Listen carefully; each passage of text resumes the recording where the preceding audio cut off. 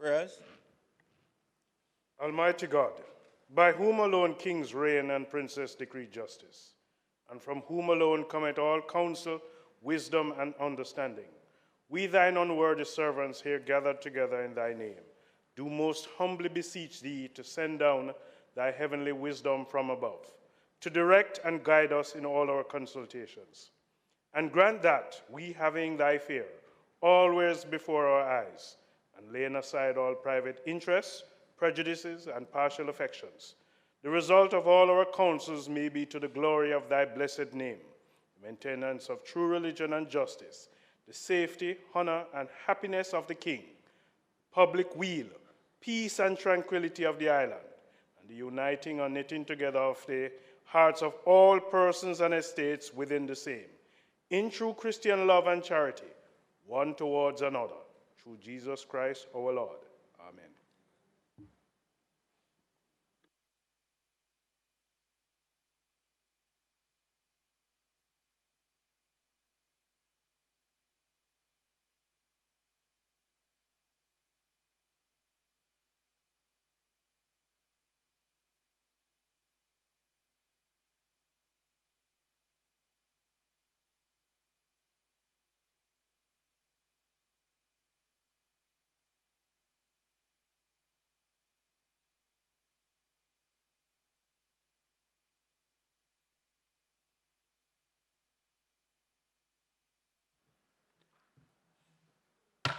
This meeting of the Honorable Senate for Friday, November 10, 2023 is called to order. Just before we begin the business of the day, Senators Sinclair, Gale, and I spoke with Senator Brown this morning, offer his apologies, says that he continues to make steady progress. So he sounded in good cheer. And I think that Senator Morris, just by way of information, Senator Morris and Senator Golden Campbell are overseas, I believe. Oh.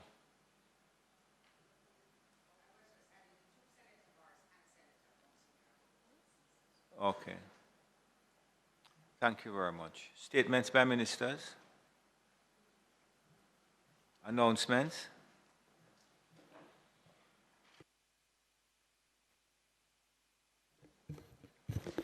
Laid on the table of the Senate today are the following: annual report of the Office of Utilities Regulation for the financial year 2022-2023 and its related ministry paper numbered 102 of 2023, ministry paper number 103 of 2023 entitled The Revised Restorative Justice Policy, Green Paper number 4 of 2023 entitled Restorative Justice Policy Promoting Restorative Justice to Resolve Conflicts and Grievances, the Integrity Commission Amendment of 3rd Schedule Regulations 2023 and its resolution under the Integrity Commission Act, the Auditor General's Department Certified Appropriation Accounts for head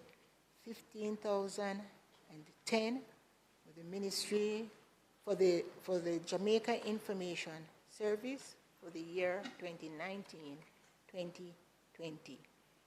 And by way of information, report of the Integrity Commission Oversight Committee of the House of Representatives on its deliberations on the proposal made by the Integrity Commission to increase the annual emoluments threshold and other matters.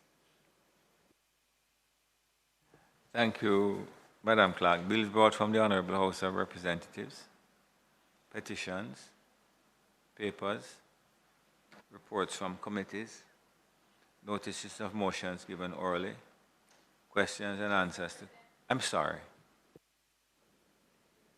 Mr. President, I beg to give notice that at the next meeting of the Senate, I will move the following motion.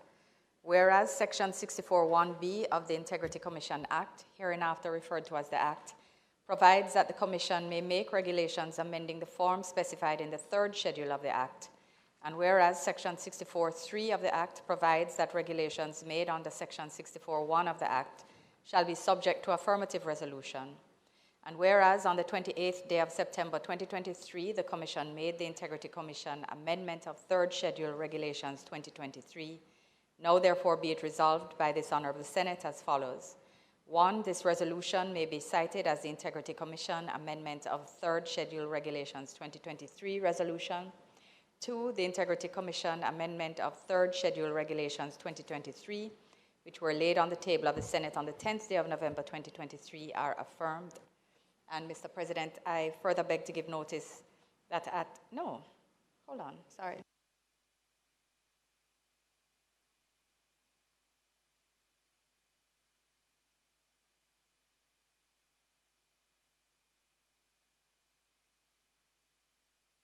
Thank you, Minister. Questions and answers to questions. Motions that may be made at the commencement of public business requiring notice. Motions relating to the sitting of the Senate. Motions for leave to introduce bills.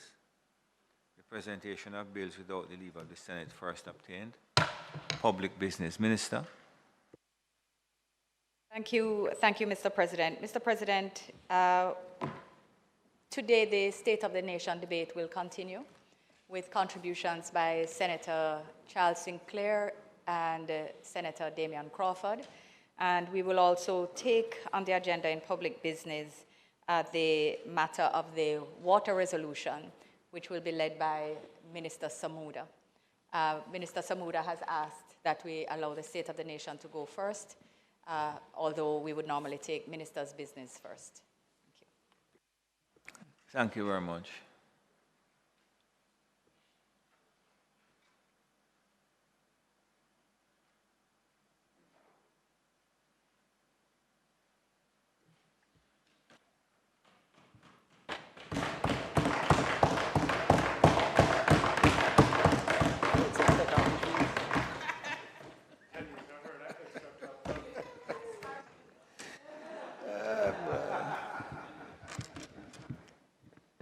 Thank you.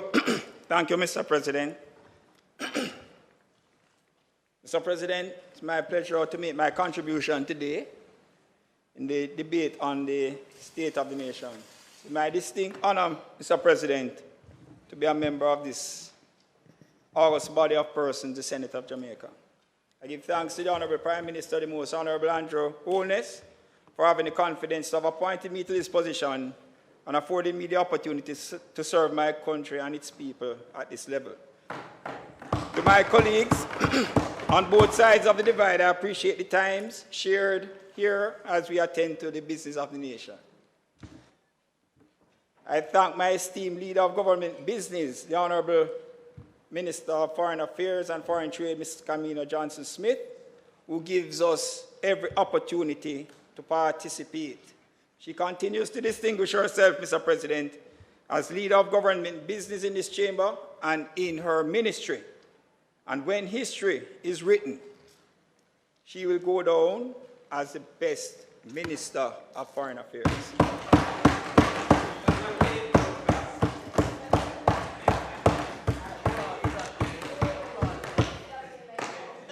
Equally, Mr. President, I thank you for guiding this chamber in the manner that you have. You have at all times exhibited balance and fairness in your rulings and general commentary. I extend appreciation to the parliamentary staff led by Ms. Valerie Curtis. They have all done their duties to the optimum on behalf of the Parliament and its members. A grateful nation applauds all of you.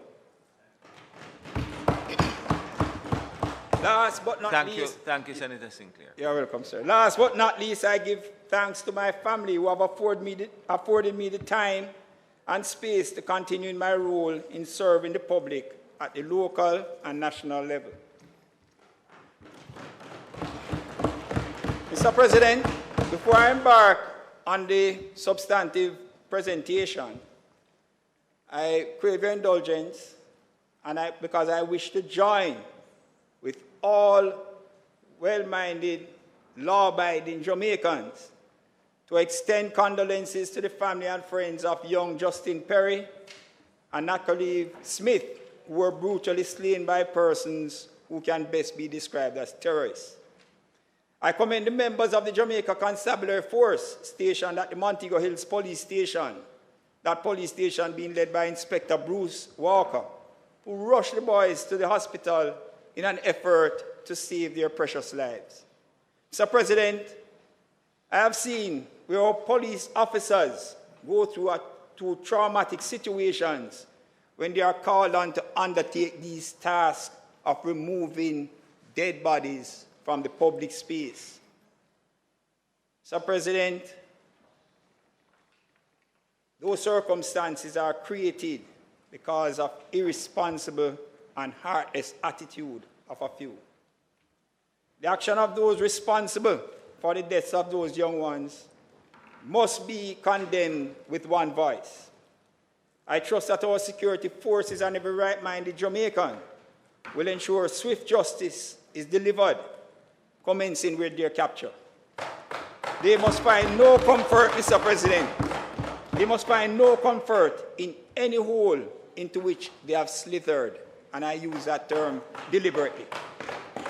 Mr. President, as we undertake the task of looking at penalties for offenses, I am proposing a look at the offense of harboring a fugitive. Once our law enforcement identifies and publishes a suspect as wanted, even, Mr. President, the mere supplier of a glass of water in comfort and protection of those wanted persons to keep him out of the hands of the police must incur severe penalties. This administration, Mr. President, has exhibited the courage, the fortitude to take all steps to cauterize the bloodthirst of those who create mayhem, including the use of the state of public emergency whenever recommended by the leadership of the security forces. And I cry shame on the opposition. With the rise of their new leader of the opposition, whenever the measure is used which has proven to protect the lives of Jamaicans, it is opposed. When severe sentences for heinous and destructive offenses are proposed by the administration, there is opposition. Mr. President, something is wrong with their equation. To me, it is simple. You don't want to do the time, don't do the crime. Too many excuses are made for criminals. Everything and everyone else is to blame for their action. And interestingly, Mr. President, they would not wish for anyone else to do the same act to them as they are doing to the innocent people of Jamaica. Mr. President, in 2022, the Honorable Prime Minister, at a handing over ceremony for one of the many thousands of new housing solutions built by this administration since 2016, said these words, and I found them to be profound. I quote, Mr. President, "Will Jamaica be the same as I came on sight? I can't let Jamaica be the same as I came on sight." Mr. President, those words reflect the commitment of a leader with vision and desire to transform this country from being a small island state to one where we here and in the diaspora can be proud. Indeed, Jamaica has the potential to be the envy of this region and the hemisphere. Mr. President, the journey to that goal is underway under this administration and under the leadership of the Honorable Prime Minister. The seeds of prosperity for the building of a new Jamaica have been planted and are growing. When you look on the many infrastructure projects that are taking place simultaneously, which when complete will boost the fortunes of the residents and the country as a whole, we can feel proud of the direction in which we are heading. The Southern Coastal Highway from St. Andrew through St. Thomas into Portland will improve access to the eastern side of the island, making it ripe for growth and mega investment opportunities. The administration is in the process of creating a new town center for Morant Bay.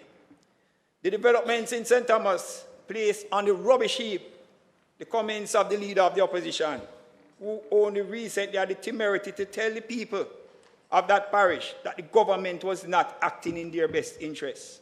History will show that it was the PNP which closed the Goodyear factory, as they did 40,000 businesses under FinSac that ruined the lives and prospects for a better life for many in St. Thomas and across Jamaica. Other major and transformational infrastructure projects include the Maypen to Williamsfield Highway, the Montego Bay Perimeter Road project.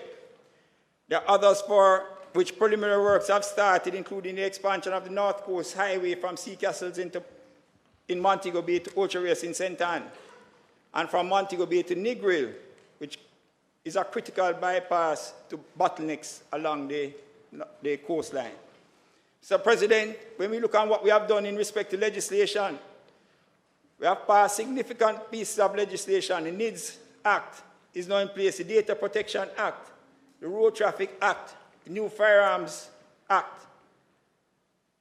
Mr. President, and in respect to the Road Traffic Act, what we have seen since its full implementation is a reduction this year by over 17% of fatal crashes and loss of life and injuries on our highways.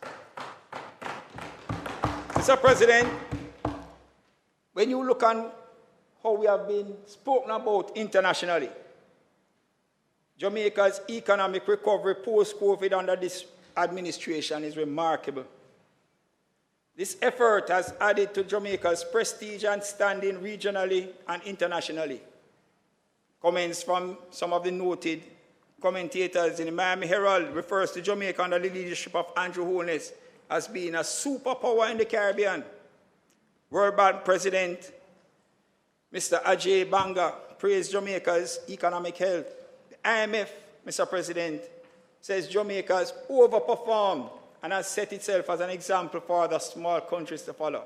Financial Times rates Jamaica's performance as an economic miracle. And Jamaica's rating by the international rating agencies has improved to levels never attained by any previous administration. Mr. President, whilst other prime ministers led administrations with varying successes in the past, none, Mr. President, before the current prime minister has faced 2 years of the worst pandemic in 100 years, followed by other international events that would have placed external pressures on some of the things that we're experiencing, including the prices.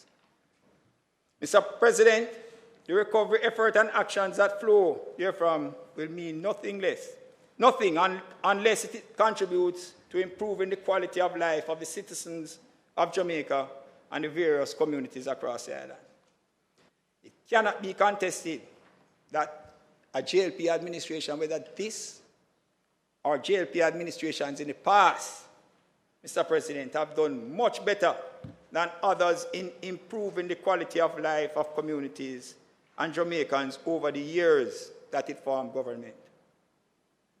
Mr. President, I will get into some of what I am speaking about when I speak of even administrations of the past, and specifically to deal with some comments made by my colleague Senator Ali. Mr. President, Senator Allen asked, how is tourism changing the communities? She went on to ask, and I quote, if tourism generates billions each year, then we must see the tangible results by the transformation of communities from one generation to the next. She went on to reference some communities specifically, mentioned Flanker, Farm Heights, Gradpin, and Green Island. And as a result of her comments, was captured by a major news network, which had her quoted as saying, government is failing in its duty to ensure that more communities feel the impact of the booming tourist industry, and only deep-pocketed individuals are benefiting from the industry. Mr. President, that sentiment, at least in respect to the JLP administration, because they said government, she never spoke about a JLP, but I suspect that is where she was going. At least in respect of a JLP administration, is far from being true and falls squarely into the category described by my Senate colleague Shireen Golding Campbell in her presentation when she spoke, and I quote, also from your presentation, Senator Golding Campbell, that you say we must not get drawn into propaganda and hype or baseless criticisms and fake news. That is where I put the comment and sentiments expressed. Mr. President, one way in which the billions earned from tourism get into the communities in a transformative way is through the Tourism Enhancement Fund. The fund is created under the Act bearing its name, and sections 3 and 10 expressly state how the fund can be spent. So it's not a matter that you can just say, well, you're going to just take the monies and spend it everywhere and anywhere, because the Act speaks specifically, and I won't go into the details of the particular sections. But the legislation is clear. But I want to give credit, Mr. President, to our Minister of Tourism, the Honorable Edmund Bartlett, and the board of the TEF. Because what the minister did is that he applied a liberal interpretation to the provisions under the Tourism Enhancement Fund Act. Interestingly, in 2009, the PNP opposition opposed the expenditure, Mr. President, of $30 million by the TF for community development in Barretttown in St. James. As we all know, Barretttown is immediately adjacent to the hotel strip. It houses a craft village and is the home of many workers in the tourism industry. At that time, a project earmarked to cost $30 million, as I said, was being examined by the Public Administration and Appropriations Committee, which was chaired by none other than Member of Parliament, former Minister of Tourism, Wickham McNeil. The opposition members on that committee included Member of Parliament Ronnie Thwaites and Dr. D.K. Duncan. The project also had in it $12.5 million spent to refurbish a community center and the construction of a pathway into Barretttown, and $21.5 million on road repairs. It is reported that the opposition members were angered, Mr. President, and questioned whether the TF should be used for that purpose. So look at it. 2009, when you're seeking to use the billions that is earned from the TF, there was opposition from the then opposition. Mr. President, I raised the 2009 situation to show how the PNP opposition blows hot and cold as it suits them. Or is it, Mr. President, that the PNP through Senator Allen is now of the view that the use by the JLP administration of the TF, past and present, to transform and improve the quality of life of residents within the communities is a better policy? Mr. President, significant sums running into billions have been spent to improve the quality of life and improvement of human resources and infrastructure in many communities while sticking to the general tenets of the TF Act. Let us look at some of them. The TF Summer Internship Project. This expenditure creates opportunities across the 14 parishes of Jamaica for persons to gain valuable work experience while generating income for themselves. In 2023, over 1,100 students at the secondary and tertiary level benefited under the program. And when you compare the 2023 input into that program, Mr. President, and compare it to the 6 years between 2013 to 2019, only 3,900 persons benefited. Over that period, we have an increase in 1 year where 1,000 100 students were able to benefit. In 2023, the students would have earned a stipend at the lower end, $14,500, $20,500 weekly over a 6-week period. Mr. President, those students are not deep-pocketed individuals.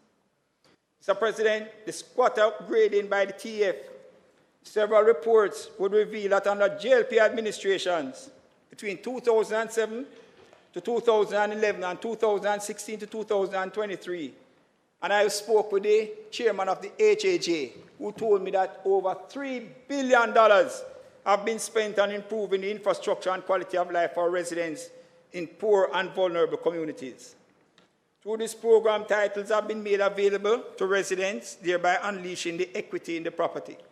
Communities in St. James, such as Norwood, Providence Heights, Grange Pen, Lilliput, Barrettown, Barrett Hall, all in St. James, have benefited under this program.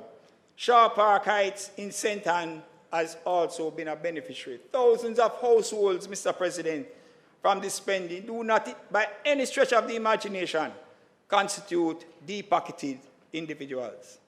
Mr. President, Flanker was specifically mentioned. Flanker was specifically mentioned. And you drive just past the entrance of Flanker, you see the Flanker Economic and Social Zone, where over $20 million was spent in the construction of the food stalls all-purpose court, which has gone a far way in creating social and economic opportunities for residents, improving the lives and livelihoods of Jamaicans who don't fall in the category of the deep-pocketed. Mr. President, improvement, you use the term deep-pocketed, madam. Mr. President, improvement of entertainment and recreation zones have been done under this administration in Negril, Whitehall, $83 million. In Trenchtown, that is the constituency of the leader of the opposition, where the Trenchtown Entertainment Park was done at a cost of $39.7 million. Barrettown Community Center and Sports Complex, the Content Adelphi Mini Sports Complex. Mr. President, presently, Mr. President, over in Summerton Adelphi area, Mr. President, a new water system is being established. Worry not yourself. Worry not yourself. Mr. President, they have been upgrading of projects, upgrading of town centers in Negril, in Montego Bay. That is happening. Beach upgrade projects. And this one, Senator Allen, you made a comment, and I want to consider it an off-the-cuff comment, because you said Harmony Park was a PNP proposal, and it was a plan left there. Far from being the truth. Far from being the truth. And you said, I want to identify you to license. I want to identify the licensed beach also. The licensed beach, which was upgraded, opened by Minister Bartlett in 2018, following a spend of $49 million. But, when you said that the Harmony Beach was a plan left by the PMP, the beach park, and the PMP did propose a beach park. But let us look at what the report says. The upgrading of the beach park was Providence Park, Providence Beach, which is one behind the airport. And that particular space now has been taken over because of the airport expansion. So as far as I'm concerned, the proposal of that has been the beach park for Montego Bay was a sham, really. Because you must have known of the Sinclair International Airport project. So, Mr. President, the questions for Senator Allen. If the fortunes of the country did not change on February 25, 2016, what were then the plans that they would have had for the property which now accommodates the Harmony Beach Park? Was it their intention to place it in the hands of private owners? Yes. Mr. President, I'm happy to hear them now touting beach access. Because I asked, however, Is it mere talk? Mere talk? Or is it a philosophical change? Because Jamaicans must never forget that it was under their tenure in government that the people in St. James lost access to Rosal Beach, Damali Beach, and the one that was opened by Prime Minister Michael Manley in 1975, Cornwall Beach, Mr. President. Cornwall Beach is no longer a beach that is open to access under the PNP.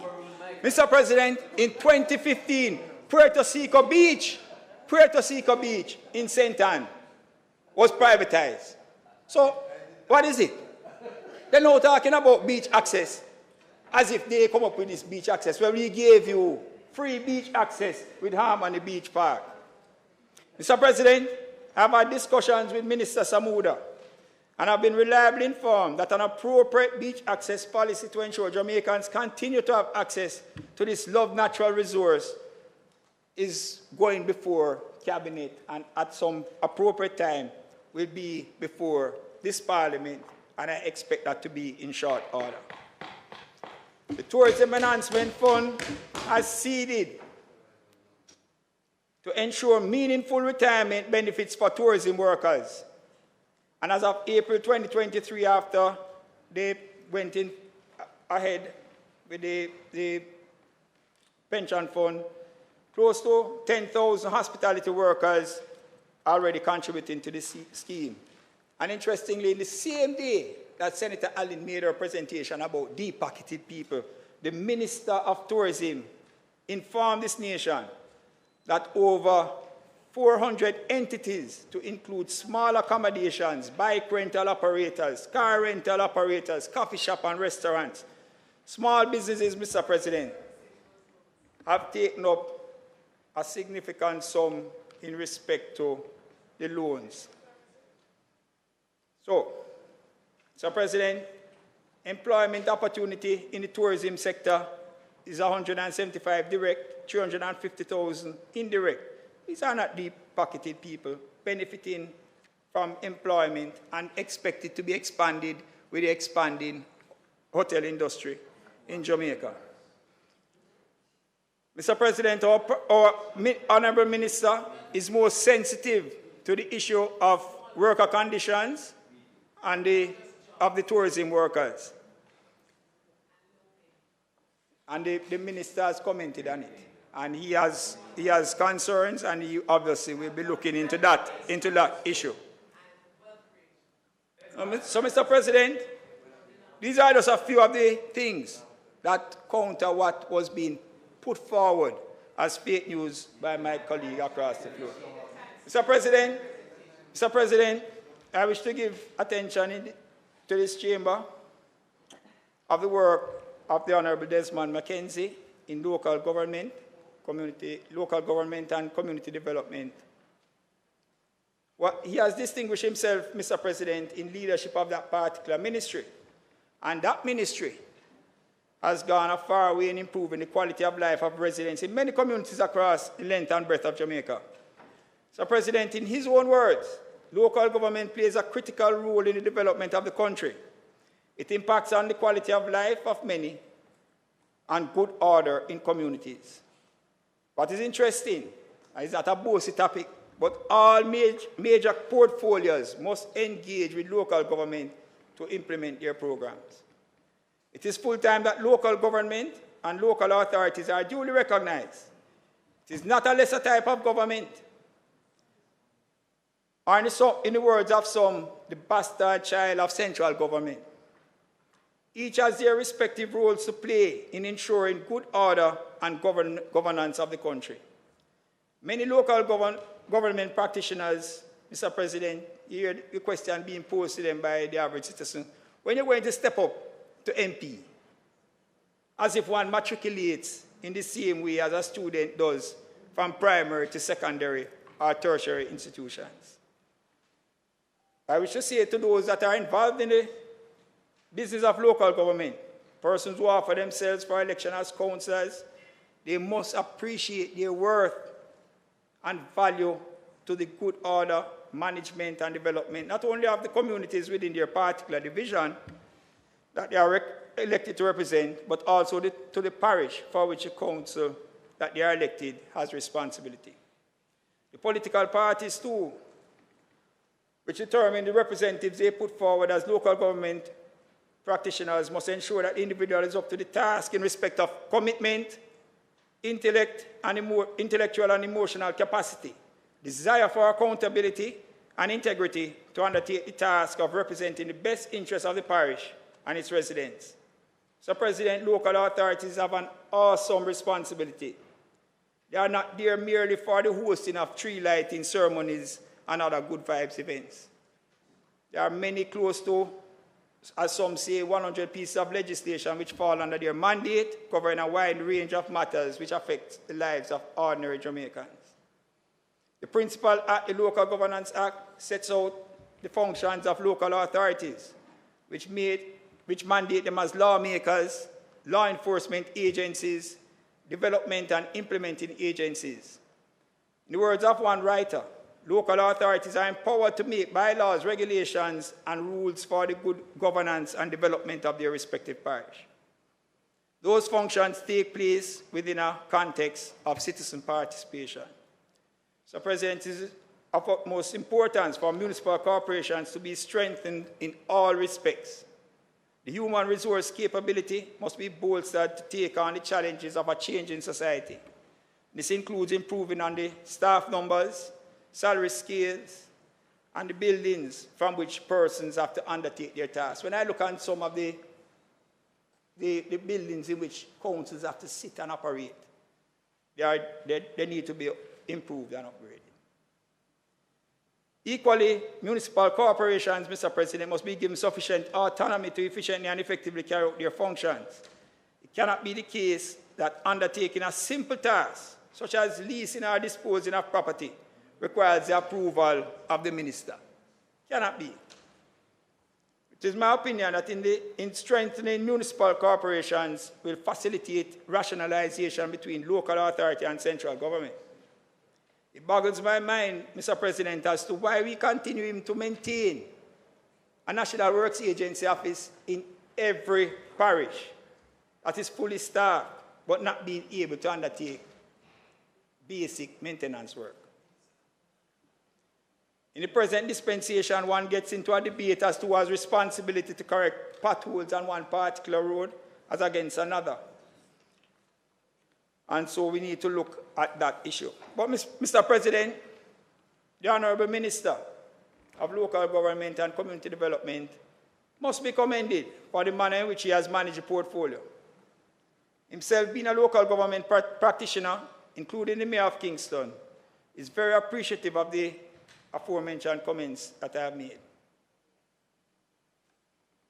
So, Mr. President, how was local government under his management? Yes, sir. Senator Scott Motley, I heard your threat earlier. Let me just see if you're going to live up to it.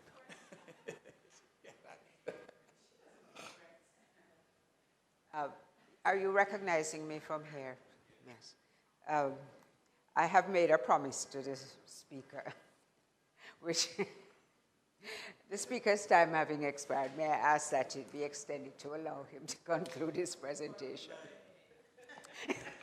You have heard the question. Those in favor? Senator Sinclair, thank you. Yes, and it is going to get to an end shortly. Not to worry yourself. Mr. President, under the Honorable Desmond McKenzie, we have had the Youth Summer Employment Program. Mr. President, there's a saying that our youths should also always be meaningfully engaged. And every summer since 2016 to current, this administration has ensured that some 6,500 to 7,000 young people are engaged in programs and activities across the country through the portfolio entities under the ministry. Most ever, yes. The program, Mr. President, has been welcomed by youngsters all over the country as they are engaged in meaningful activity whilst earning an income and gaining valuable skills and work experience. And in the case of many, have gained employment in the same municipal corporations that they were attached. Mr. President, we look on what has been done at the National Solid Waste and Management Authority. And it is a pleasure to be part of an administration, Mr. President, which has moved our sanitary workers from the category of contract workers to full employee status. The benefits to be derived from this change on the psyche and well-being of the employee is invaluable. It is clear that this is the first stage of a larger program across the public sector to move away from contract employment to persons being employees with the trappings of full-time employees. When one adds to that the announcement by the Honorable Minister of Finance that come April 2024, the salary of the lowest paid public sector workers will double. Even the most vociferous opponent, Mr. President, will applaud this as a move in the right direction. Mr. President, this is a government caring for workers and sending the signal to the private sector to follow suit. Mr. President, in respect to rural water projects under the portfolio of Minister Mackenzie, we recommend water is life. That's a slogan used by the National Water Commission. But under this administration, the Rural Water Supply Limited has ensured potable water is now in many areas not reached by the National Water Commission. So in St. James, the community of Flower Hill benefited with an expenditure of over $100 million, whereby water was taken into communities shared between Northwest St. James and Central St. James. Water which is a product not seen in that community for over 35 years. Under this administration, we're talking potable water, not rainfall water. After 35 years, Mr. President, and a spend by this administration of $100 million, Flower Hill in St. James is now with water. Projects to a value of $264 million have been completed in communities served by the Watermount Water Supply in St. Catherine, Chambers Pen Water Supply over in Hanover, the Penn and Lucky Valley in St. Catherine again, Portland Cottage, Rocky Point, Brandon Hill and Salt River in Clarendon, Como, Mango Valley in St. Mary, Top Aberdeen Water Supply System in St. Elizabeth has seen improvements under this local government minister to the tune of $264 million. We're looking at over 20,000 residents benefiting from the improved delivery of potable water into their homes. Mr. President, the Chambers Pen water supply system is just part of the larger overall development and revitalization of the Chambers Pen community in Hanover under the Rural Development Program, which is being done as a pilot project at a cost of $230 million. So, Mr. President, whilst we improve our economic situation in Jamaica, we are having this administration doing projects that impact upon the small man, the average man, every community right across Jamaica. Water being improved, supplies being improved, Mr. President. Mr. President, I touch on markets, which is possibly the area which could best be described as a place where social interaction of persons from all social and economic backgrounds converge on a weekly basis to engage in business transactions. They have also benefited under this minister. I know every Friday we would come here and Senator Rodriguez Campbell would say to us at the end of each sitting, she's going down to Coronation Market, Mr. President. That is where everybody, no matter where they come from up so or down here, you go to the marketplace and you have intermingling of persons of all kinds. Improvements and developments for the comfort of vendors and patrons have been done in Falmouth, Clarkstown, both of them in Trelawney, the Stony Hill Market in St. Andrew, Hopewell in Hanover, Mr. President, and the Charles Garden Market in Montego Bay and Negril in Westmoreland have now started their process of improvement. Mr. President, while this administration is building and improving on markets, there are some that have been affected by fire, and some of these have been determined as man-made. Mr. President, these acts of arson must be condemned. In the last 12 to 15 months, at least 10 markets across the country have been damaged by fire, with vendors and consumers suffering loss and dislocation. The latest occurred at the Old Shoe Market in Montego Bay. Many of these acts I opine are orchestrated to create disruption and to raise the misery index of residents. I am happy, however, to report that the St. James Municipal Corporation, with Acting Mayor Richard Vernon, proactively leading from the front, has engaged the vendors in a meaningful way to commence a dialogue on the restoration process.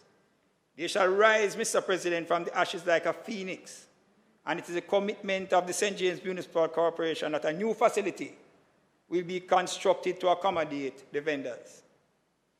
Mr. President, one of the recent fires occurred at the Musgrave Market in Portland, and Minister Darrell Vaz and Member of Parliament, Mrs. Anne-Marie Vaz, must be commended. Pardon me. Mrs. Anne-Marie Vaz, Member of Parliament, must be commended for their swift response to the plight of those whose livelihoods were disrupted. They have raised, through contributions of donors, in excess of $42 million to assist the recovery effort. Mrs. Vaz herself committed her increased salary to the people. So, President, they have made real the saying is action to that, not a bag of mouth. Action, Damion. Yes, Damion. So, President, to date, $20 million have been disbursed to over 200 vendors in that space. Our firefighters have given committed human service to our country, and they are deserving of better and the best facilities. And new stations have been constructed in 2023, 2022-2023 financial year, a major achievement.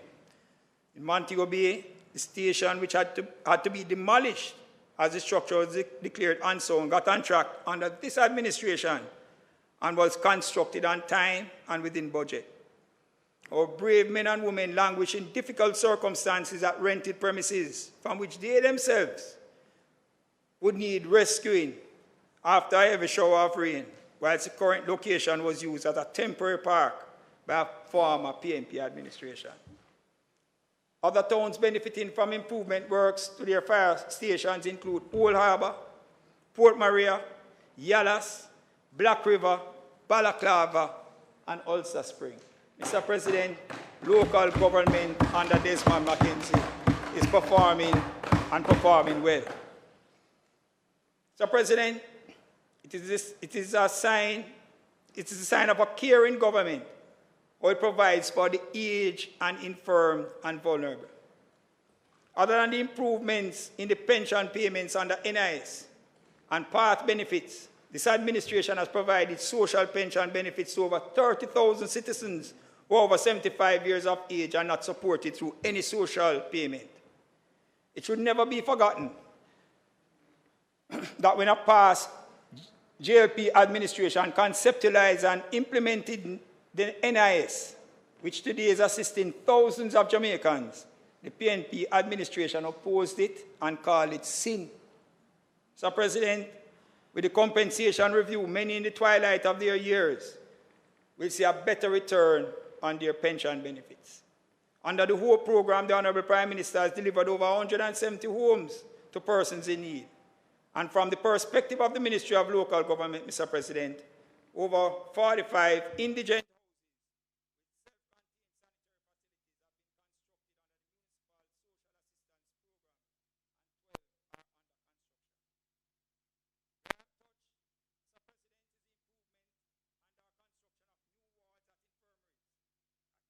infirmaries in the parishes of Westmoreland, Portland, Manchester, Hanover, St. Catherine, St. Mary, St. James, and Trelawney have been improved by this administration.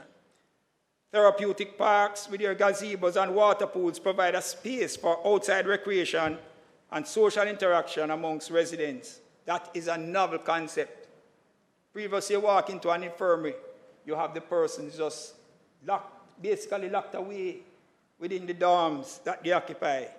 Now we have therapeutic parks and gazebos where they can go out and they can enjoy the fresh air, they can share the space with visitors and so forth. Mr. President, this administration is aware of the potential vulnerability of people.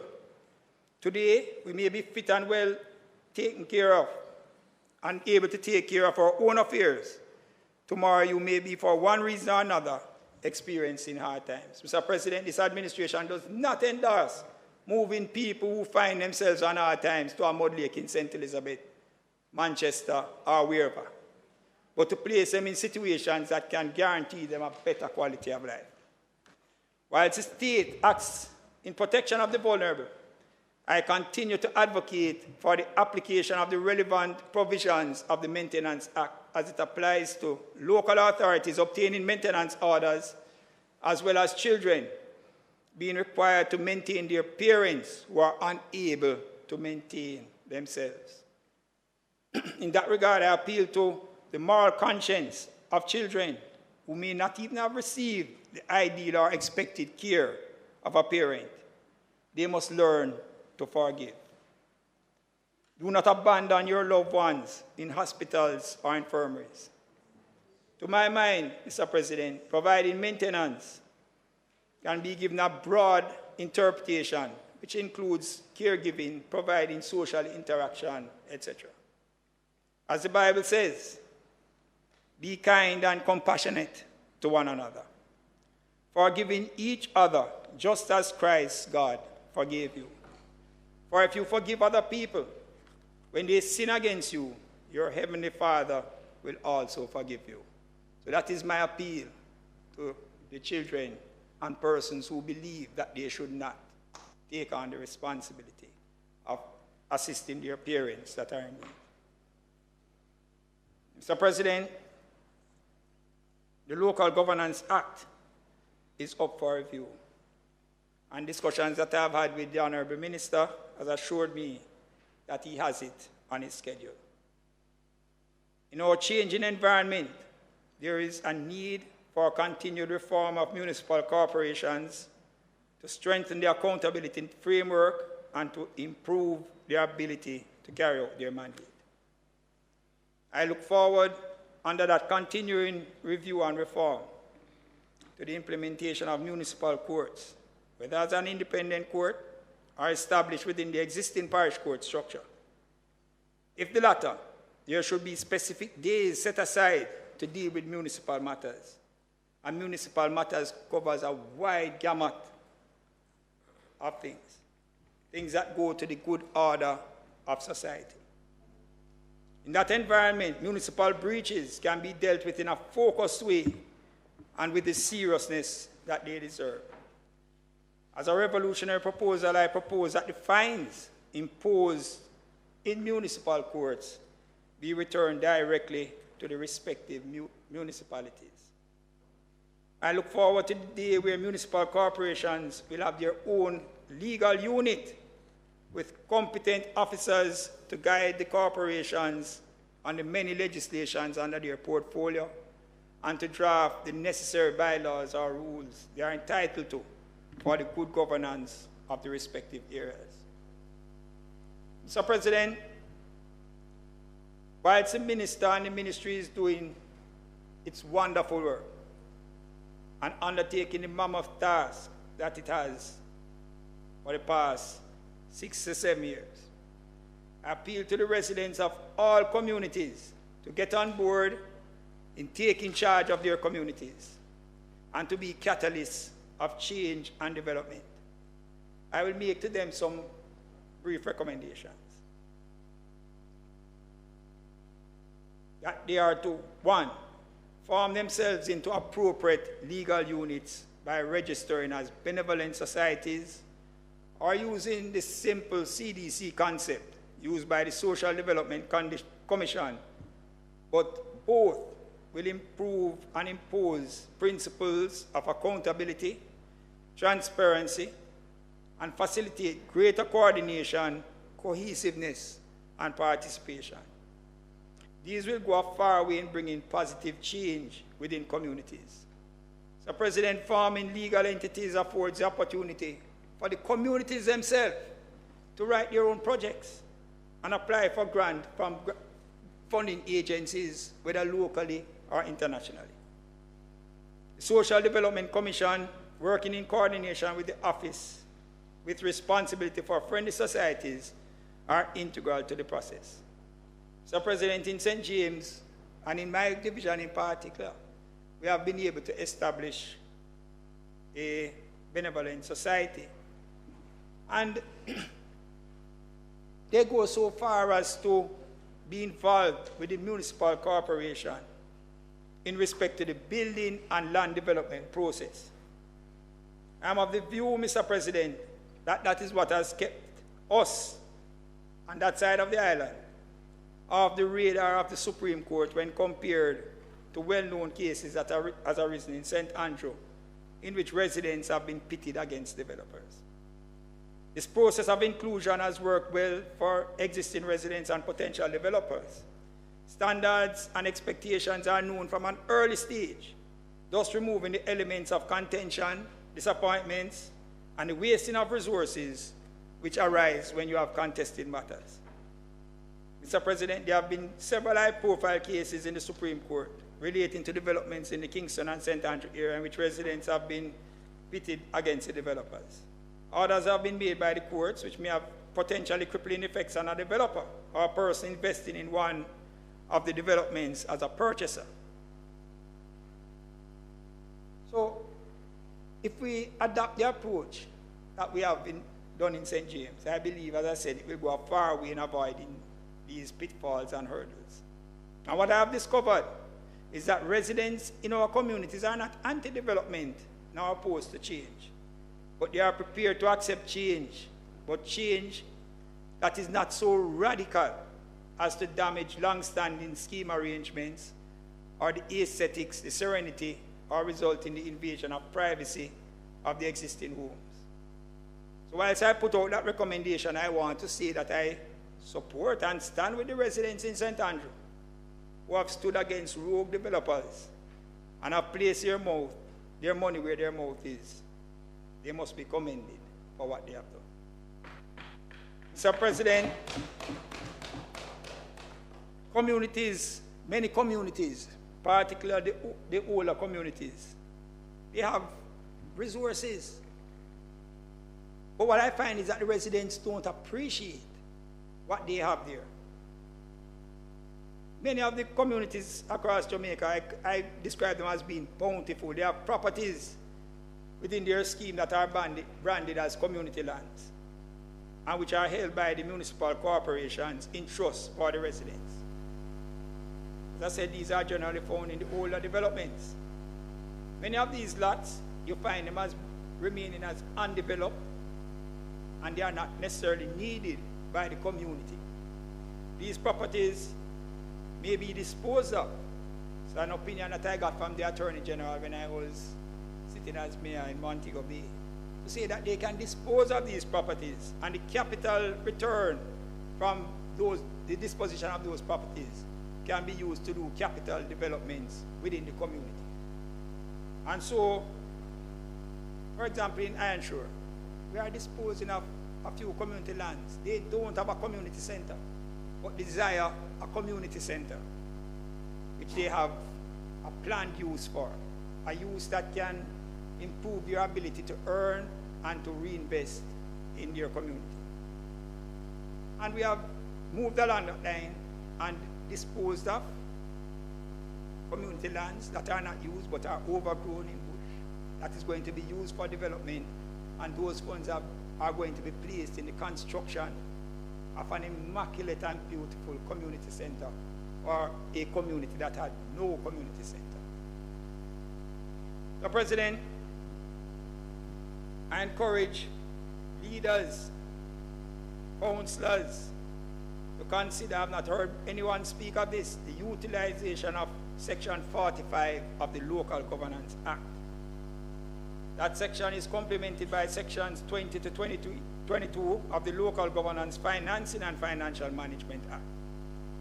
Under those provisions, a local authority may by order declare an area within its jurisdiction as a business improvement district or a special improvement district, with its purpose of allowing one or more improvement projects to be carried out for the benefit of the inhabitants or those who work or carry on any activity in the area. So I'm suggesting to persons who are in leadership, community leadership, councillors, look at it. It's a little cumbersome in its application when you read through it, and I've suggested to the Minister of Local Government that in the review that we are going to be undertaking, that we can look on how we can make it a simpler process, because communities can now start acting and participating in their development process by the use of this particular section. So, President, to work with the PDC, municipal corporation and the elected council to attract meaningful projects in their area. Partnership among stakeholders will go a far way in supporting government programs to improve the quality of life. But significant projects can originate from within the community. Give you another example. In the St. James community of Canterbury, in collaboration with the Parish Development Committee and other stakeholders, including Sandals Foundation, is now in the process, Mr. President, of implementing a $38 million development project under the aegis of the UN Habitat. It is expected that through this project, green space and a multi-purpose community center will be developed. It is expected that on completion, these areas will be owned and managed by the community and provide a center of support, social cohesion, recreational skills training, and social services to the community of Canterbury.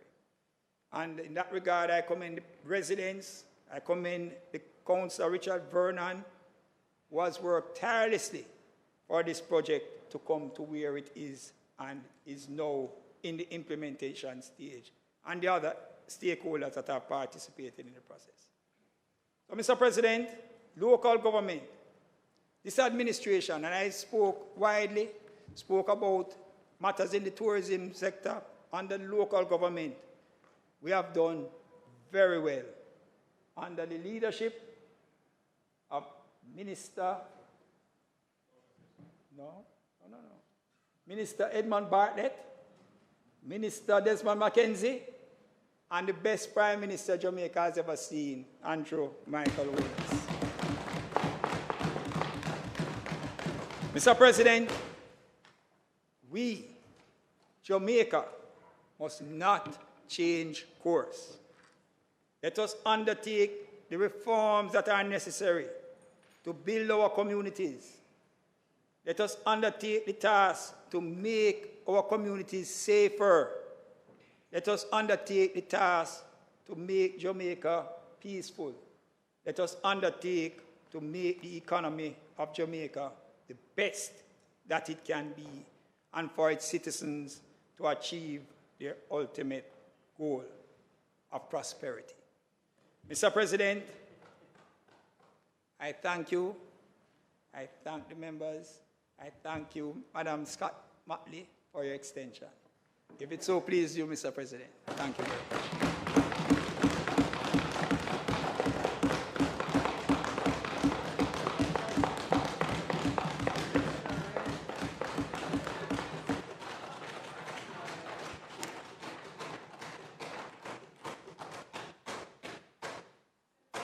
Senator Crawford, I recognize you from a seat other than your own.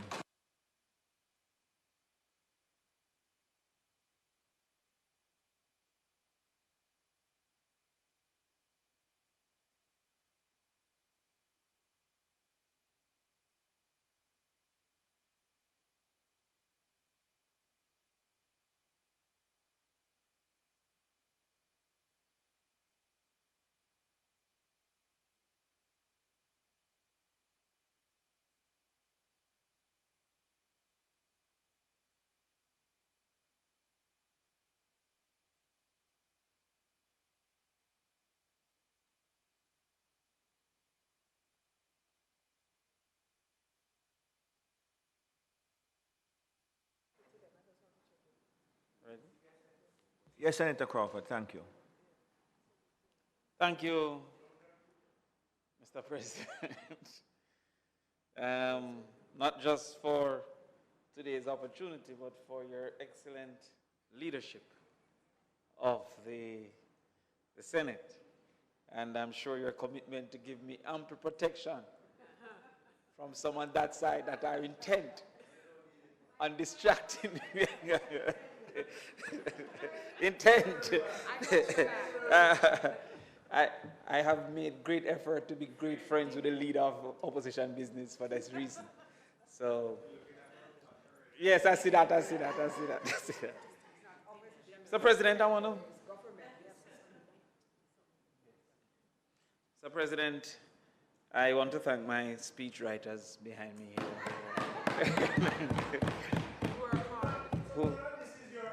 No. They were saying, they were ensuring, yes, great protection. They were ensuring that I made mention of the unfortunate trend that has evolved for bomb threats to be sent to schools. Just today, 3 schools, including St. George's College, had to end the school because of what is becoming a sick joke of constant threats to the schools. What it has proven, Mr. President, is that the sanctity of education has been robbed from the society, removed the appreciation for schools, and unfortunately too, the appreciation for churches have been removed from our society and replaced with a culture of dunceness that caused for someone not to recognize the importance of allowing schools to continue, but to make a joke and hopefully, in their opinion, a name from doing such negative activities. Whoever, I would say, that scoundrel is, or whomever they are, I would add my voice to call upon them to cease and desist and to allow our children to work on their future and the improvement that is necessary. Mr. President, last year I gave a presentation called Code Red in Crisis. This year I would like to focus on some solutions, and so the name of the speech is From Crisis to Crimson: Solutions for Education Transformation in Jamaica. To set the context of this conversation, of course, we have to remind ourselves once again what is a crisis. And a crisis is defined as a difficult or dangerous time in which a solution is needed quickly. A difficult or dangerous time for which a solution is needed quickly. I mean, just what I said a second ago about a trend of bomb threats to schools is indeed evidence that a solution is needed quickly. There was once a time that a principal would automatically be the leader of the community because of the reverence people had for teacher. There was once a time that a teacher would have been revered within their space. And no parent. I remember when we were at school, parents said, "Save him, yeah," and that was it. Your mom would give teacher full authority over ensuring your development. Now we're watching the television news to hear fights among parents and the teachers. But even worse, fights among students and teachers. We are indeed at a time that is dangerous, and a solution is needed quickly. Indeed, a crisis is defined as a crucial stage or turning point in the course of something, and in this case, education, and requires immediate action, an event that occurs at a critical time. There should be no doubt in our minds that we are at that stage, that it's not only a problem, but indeed a crisis. Last year's presentation gave ample evidence of that crisis. And I'll reiterate just one of those examples that exists, which is the PEP results. In the PEP results from last year, 2022, it showed that proficiency, 49% of our children did not achieve proficiency in mathematics. So of every two, one was not proficient in mathematics. In science, 42.7% was not proficient. In social studies, 46.4% was not proficient. And in English language, this is 23% were not proficient at the 6th grade level. Indeed, the results are not very different for 2023, suggesting a continuation of the crisis. Mr. President, in the last PEP results, 11,581 of the students who took the PEP were not proficient in social studies. 11,581 did not achieve basic proficiency. In the sciences, 12,790 students in the cohort, not over the last 10 years. In 1 year of 34,000 in the cohort, 12,790 did not achieve basic proficiency, about 36%. For language arts, 14,003 did not achieve minimum proficiency in language arts. And in mathematics, 15,374 did not achieve proficiency.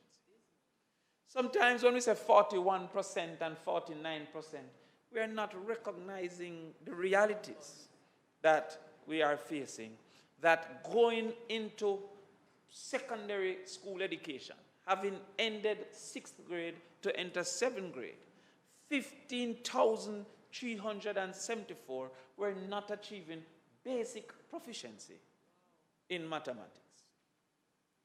And unfortunately, Mr. President, instead of acknowledging the crisis, the Ministry of Education has chosen to sell snake oil to the public by saying, and I quote, 57% scored in the proficient or highly proficient category in mathematics, when compared to 41% in 2019. Language arts saw 55% score in 2019, and this increased to 60% of students score in 2023. Now, none of this is untrue, but I wondered to myself, why would the ministry choose to compare 2023 results with 2019? Why not 2022? Or why not 2021? So I went to dive into this understanding as to what is the reason that they may be focusing on a comparison with 2019 as versus 2022. So to mask the drop-off in the PEP results between 2022 and 2023, where in 2023, in particular in language arts, 14,000 students were not proficient in 2023, as versus 8,000 students in 2022. So on not wanting to show that almost 100% increase in the lack of proficiency in 2023, the ministry decided to sell a lie to the population by comparing it to a period that they have improved. Now, this is difficult to pronounce on a person without a trend. So I then looked at, in the same year, CXC report. Yes. And in this CXC report, the same 2023, 29 was not used, 2019. What was used? Instead, 2022 was used. Why? So here the ministry says here, for CXE, mathematics and English, recorded percentage passes of 44% and 72% respectively, when the average attainment rates were compared to 2022 results. There was a 7.5% increase in math and a 7.3% increase in English language. So the ministry decided to ignore 2019 for the CXE, but to use it for the PEP. So it is imperative to see if this really is an effort to deceive, to look how we compared with 2019 CXE. 2019 CXE wasn't used because for 2019, English had an 82.8%, which would show a reduction to 77, and in 2019, math had a 54.6%, which would have shown a reduction to 44. So the inconsistency is based on finding whatever year, if that favors. How can we depend for solutions when we are focused on selling a lie based on whatever is beneficial? I would have accepted the argument that pre-COVID, had both CXE and PEP used 2019. I would have still wondered why 2022 wasn't used, but I would have accepted a mistake more so than a misleading effort and attempt. This effort by the ministry to mislead is not unusual because they have also done it with the teacher migration. But even more recently, the minister has stated, and I quote, 32 of 38 public schools have been taken off shift system as part of the ministry's effort to transform the sector. Now, if 32 of 38 public schools have been taken off the shift system, then simple mathematics would suggest that 6 schools should remain on the shift system. The maths isn't mathsing because Olaba High School is still on shift.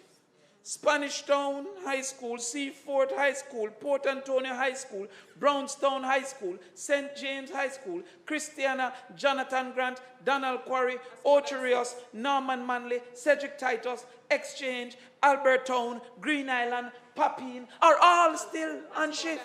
More than 6. So on what information could the ministry, in quoting the minister, state that 32 of 38 were removed, thereby leaving 6? I'm making this point because if you are not willing to accept the truth, then the solutions cannot be likely to be found. Indeed, if we were willing to accept the truth in PEP, then immediately we should try to understand the disparity that exists between the 4th-grade literacy and PEP. Senator Fitzhenley. On average, 4th-grade literacy is saying 85% literate. Then how it is that when we reach 2 years further, we're getting 48 and 41% not achieving proficiency. At this point, a ministry that accepts the truth will then seek to understand if it is a testing problem, or if it is an approach problem, or it is a teacher problem, but what would cause for what is satisfactory in 4th grade, the end of 4th grade, to become unsatisfactory in 2 years. But busy trying to find which year we should use. Busy trying to sell a lie. Indeed, the results show that for what is accepted to be an appreciable graduating status, what America will call it GED, we say it's 5 subjects including math and English. Senator Webby, in 2021, of the 36,748 students enrolled in 11th grade, only 6,323 received 5 subjects, including math and English. That is a 17.2%. Of the total 36,748, 6,323 received 5 subjects, including math and English. 30,000 did not. 30,000, 17.2%. 2020, 28.4%. 2019, 25.5%. 2018, 26.4%. 2017, 22.2%. At no time we get 30% achieving the required standard of 5 subjects, including math and English. If I should look at this here, of the 170 students that were in the 5-year cohort, only 42,000 received the necessary output that is necessary. This, indeed, is a failing education system where it is found by the World Bank that a child in Jamaica can expect to complete 11.4 years of education, but will have the quality of learning equivalent to 7.1 years. That though they have invested 11.4 years, their quality of learning is equivalent to if they had invested 7.1 years, given what the World Bank call a learning gap of 4.3 years. It goes further to say, according to the World Bank, a child born in Jamaica today will be 53% as productive when they grow up as they would have been if they enjoyed complete education and full health. This is World Bank saying that a child today in Jamaica is 53% productivity, losing 47% of their productivity. So, and I have always heard you, Senator Hill, about the productivity in the Jamaican context. I've always heard yourself saying that we need to improve on the productivity. And the World Bank is saying that there is a low-hanging fruit, that if they grow healthy and get adequate education, 47% is being left on the table if this investment was made. I don't want to answer yet. I want him up. So I don't want to answer it. I just talking to you. I just talking to you. Yes. So when we say from crisis to crimson, I use crimson because the color of Harvard is crimson. Yeah. I should have left him alone. I should have left him alone. But the color of Harvard. And I chose Harvard because we want an education system that has the reputation, the influence, the global acceptance that Harvard has. Unquestionable is the standard that they have in the education system. Indeed, when you go to my personal color is royalty. But the KC might be questioned by some bad mind people. But Harvard cannot be questioned any at all. Indeed, on the website it says, Harvard's reputation and influence make it a symbol of excellence in education, setting standards for academic achievement and contributing significantly to the advancement of knowledge and the development of future leaders in various fields. So when we say we want to move from crisis to crimson, we are saying that we want an education system unquestionable. It's in the red line. In the red line. So can I have some water? Yes, it's getting me warm. So when we're searching for a solution, for more in-depth conversation on the problems, you can go to last year's presentation. But moving forward, the solution comes through the application of the impact logic. Now, the impact logic begins with an end in mind. Yes. What do we want at the end? Yes. And therefore, what we must do to get there at the end of this thing. It's about creating in a structured way a reason through specific activities or interventions that lead to broader changes and contribute to desired outcomes. Indeed, we must therefore ask ourselves, what's the purpose of education? We have somehow continuously focused on only one aspect of the purpose of education, a workforce. And indeed, we do not train people for the workforce. We train people for the opportunities. So that is a difference. That is why I love mathematics, because in vectors, it said that there is a distance and a direction. If we train for the workforce, then the priority is the company. If we train for the opportunities, then equally we'll be training. If tourism is the opportunity, we'll be training people to take advantage of tourism opportunity. But we're not training them for the hotel. No.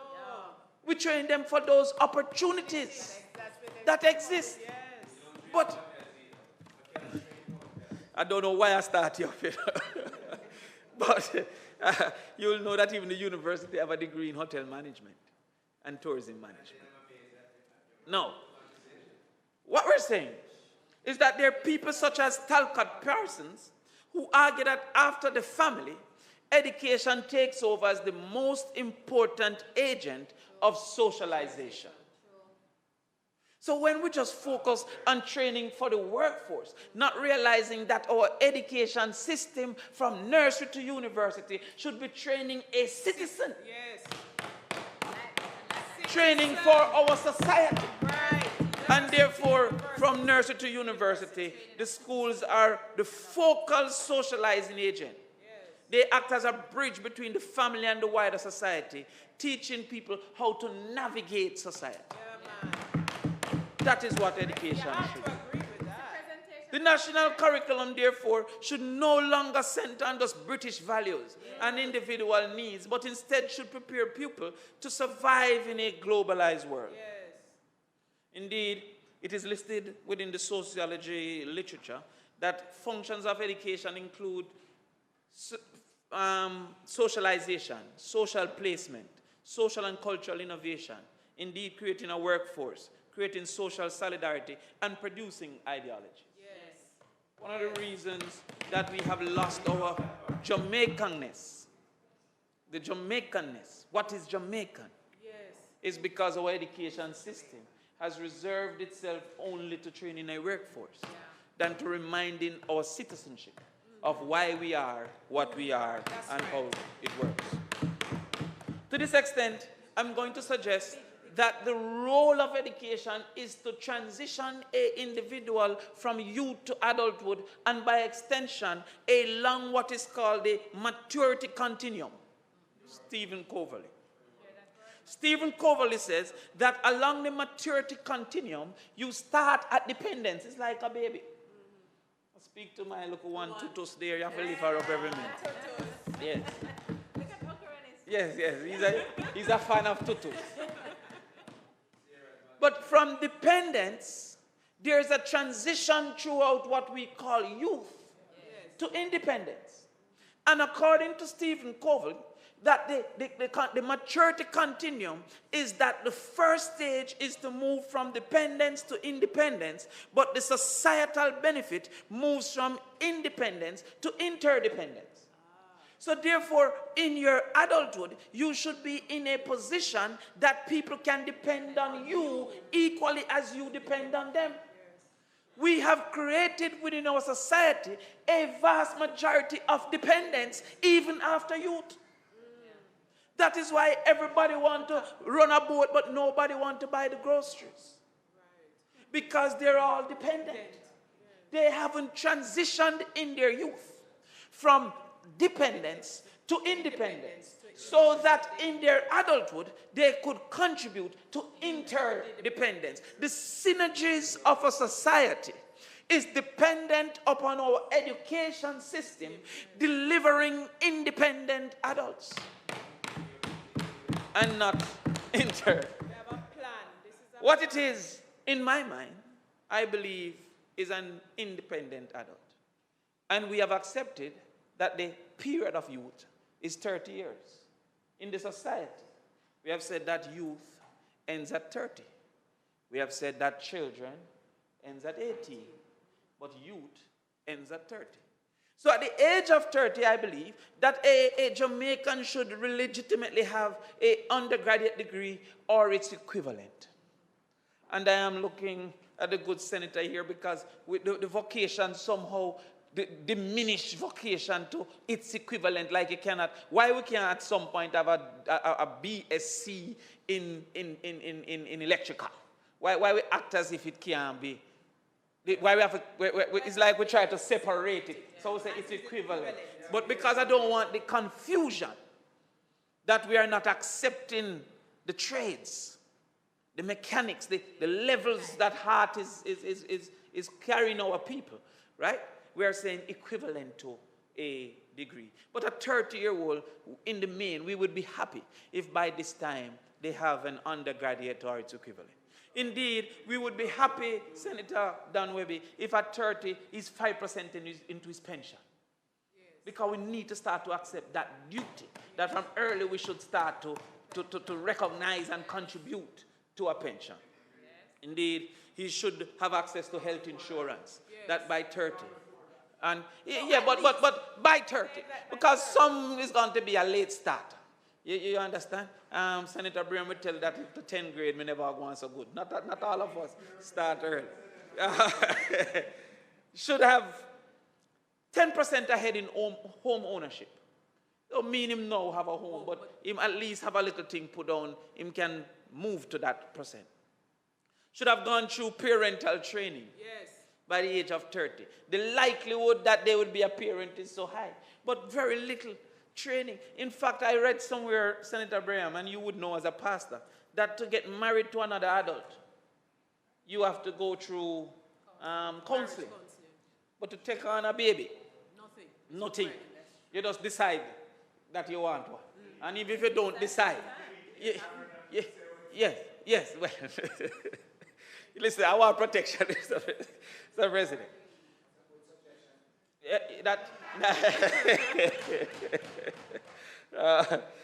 Senator Braham has been promoting all these things. Should have exposure to entrepreneurship and mentorship, yes, by the age of 30.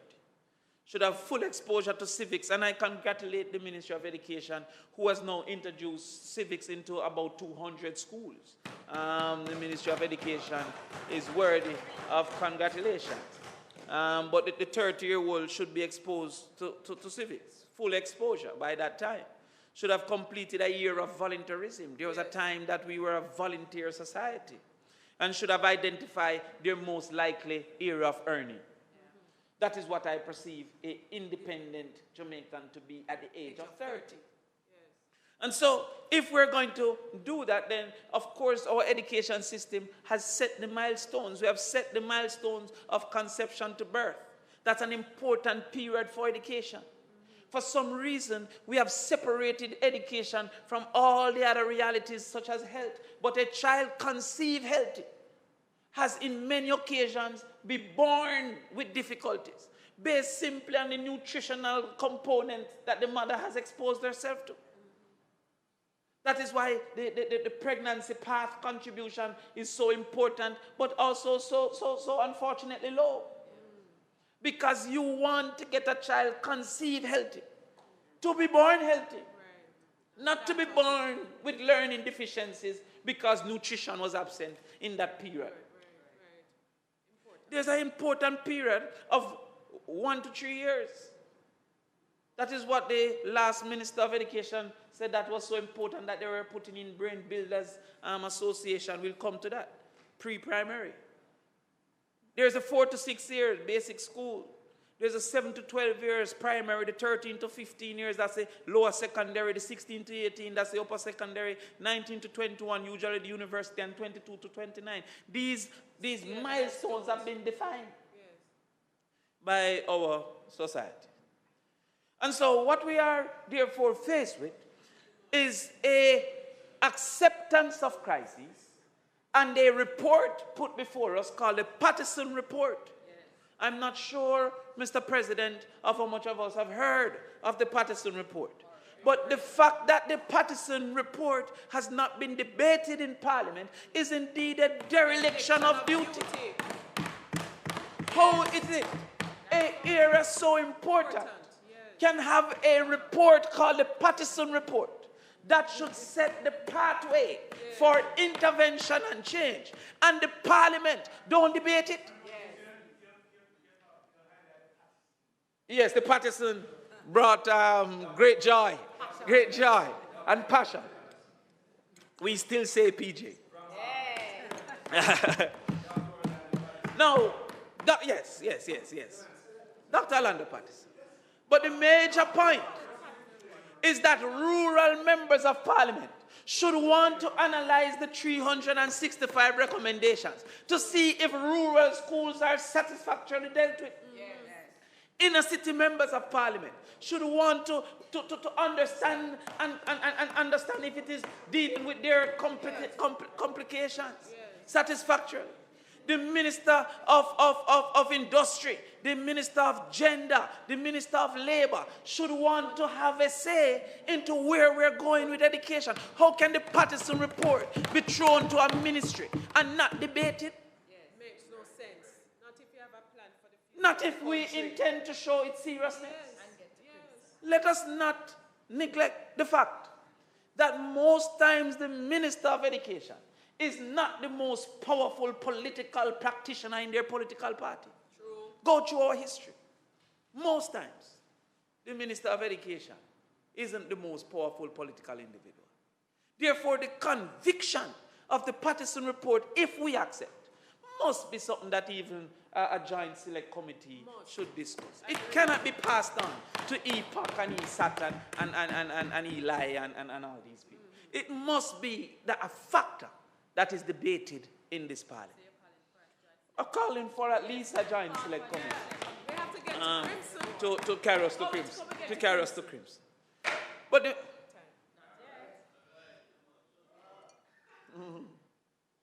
Mr. President, with permission to speak from speak from my own seat, I'm going to ask that in spite of everything, we extend the speaker's time until he's completed.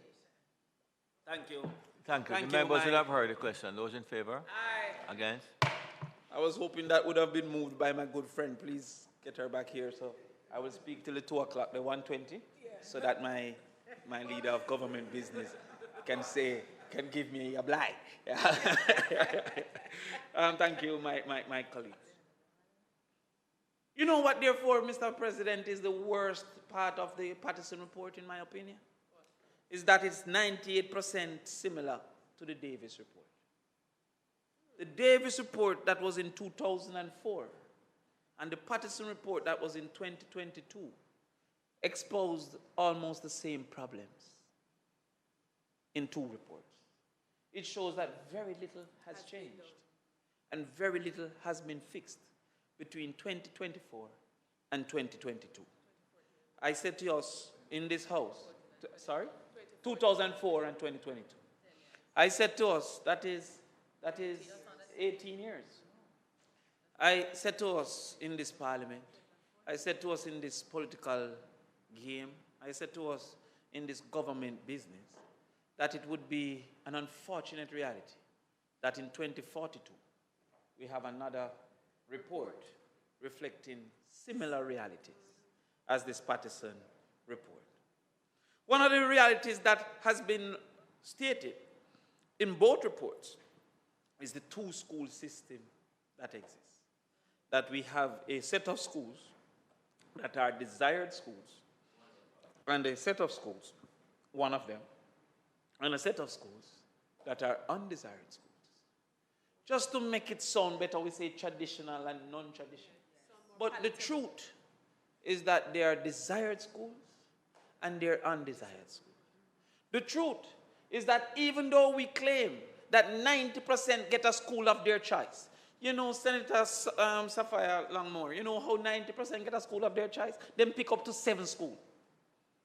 If you pick 7 schools, One is your choice. Jesus peace, man. You know what time we used to pick 2? Yes. They pick 7. But to sell that, you say, oh, they get one of the choice. But when they get one of those 7 undesired schools, them still cry. Yes. They still ask for a transfer. Yes. They still They don't feel have low low value. esteem and value because those schools were determined to be undesired. What are some of the realities of that? We have seen that there's a ranking that said that there are schools in this country with less than 1% chance of getting 5 subjects. That there are other schools with 92% chance. Immaculate Conception was 96% chance. Them beat out Campion. And Senator Braham, even though we are very thinking about traditional schools, a lot of the traditional schools, including the Calabars, were hovering at 60 and 63. They were in at 90s. Only 44 of the 162 schools was over 50%. 122 schools was under 50%. So what are some of the things that the Patterson report has highlighted? It says that language adaptability was absent. Language adaptability.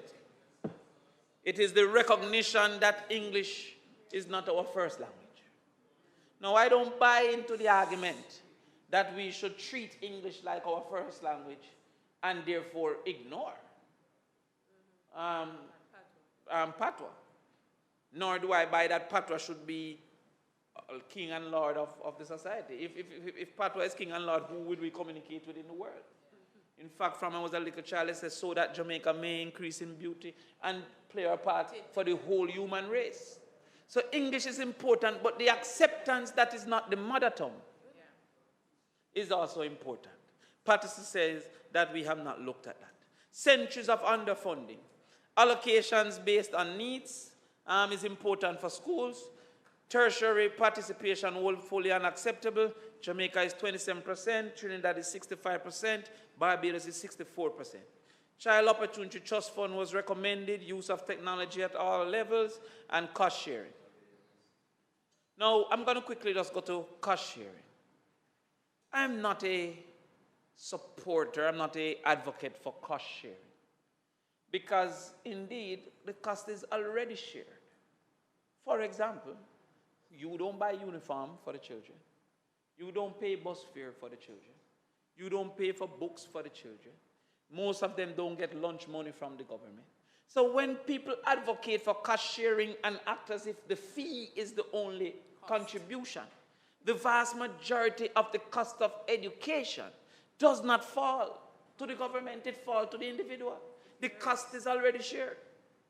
But then there are some advocates who come with a rubbish argument about nothing is free. That is true. Nothing is free, but most of the roads we drive on, we don't pay. So what then means nothing is free that you have to pay personally? Very few of our roads and the roads dearer than the school fee. And some of our most wealthy who utilize all these roads talk about nothing free, nothing free. Nothing is free, but it don't mean that the individual must take the cost. There are many things that the government has taken the cost. Security don't free. And the police show up at your yard when you call them. Should we have to pay for the police visit? So I'm saying to you that the cost is already shared. But if it is that we go to fee sharing, then all we're doing, in my opinion, is confirming the inequities within our education system. Because there are some schools that are better able to charge enough money than other schools. I've heard of schools, Senator Braham, 70,000 even now. What you call it? Auxiliary fees. Could Kingston High get 70,000 from anyone? No. So what would be the level of education at a school that get government 10,000 and charge 70,000 compared to a school that government get 10,000 and charge 3,000? You don't see that cost sharing simply allows for the desired school to be more desirable and the non-desired schools to be further undesirable. Not only for students, but also for teachers. You know, one of the biggest negative of the migration, the biggest negative of the migration is that if a school like KC lose 10, they go over to a school like Clancarty and take 10. Because that teacher would have found it equally desirable for many cases to move to the schools that are more desirable. And so when we say, oh, KC has filled their 10, from where? Clancarty has now been left with the bag, losing their 10. So when you say cost sharing, without talking about cost covering, that is the intent of our society, to cover the true cost of education. And if it's government must do it, government should do it. That's right. But the whole thing about cost sharing is, to me, an unfortunate reality. For centuries, our education has been underfunded. Any exposure to history would tell you that education was not a priority in our history. Slavery right through. And so therefore, when we did the research, it suggests that up to $8,000 per child for every $1,000 US spent, you get a 14 percentage points increase. Up to 8,000 US. So they say that it is an N curve that basically sees a continuous rise up to 8,000 and then it starts to decline with every additional at the margins. You don't get equal returns after 8,000. We are somewhere in the case of 1,100. The recommendation is that we get to that level of 8,000. Now, the 8,000 is in what you would call the developed countries. So therefore, what I did was to find a purchasing power parity. And in purchasing power parity, 8,000 in the US research would have been 3,500 in Jamaica's purchasing power parity. I'm using, this was 2021. And so, because we know we also have better teachers, better principals, better people, just give me 70% of that. You don't have to give me the full 100. Because our principal will take them and make fashion. But there are certain things that we must accept, that critical spending, without critical spending, it can't change. Without reasonable spending. We continue to say that we put 5% of our GDP, the majority is to pay the teachers. Senator Webby, if we had a budget for security, where the vast majority, over 80%, was to pay the police, and we have no car, we have no surveillance equipment, we have no police station improvement, we have nothing other than paying in the main the police. Would we be satisfied with the security? No, we couldn't be. Could not be. Could not be. In this case, no, this is not. Sorry? But that's the point we're making. In our teaching, in our education budget, the vast majority of the budget is for paying the teachers, very little in contributing to the education delivery. That is the point. And there is no other ministry that would be satisfied with that. So why should education be satisfied? But we are satisfied with that in education. No. You know, come on, So people. simplistic is the argument that a request for more than just the payment is a assumption that we are saying take away some payment. If the principal get the same 300,000 that the 300% the prime minister get, we wouldn't have a quarrel, right? But no, they would have taken it. But what we're saying is, I would hope that the recommendation for school-based allocation or school-specific allocation isn't carried to a simplistic nature of simply saying, campaign have more so them forget less from government.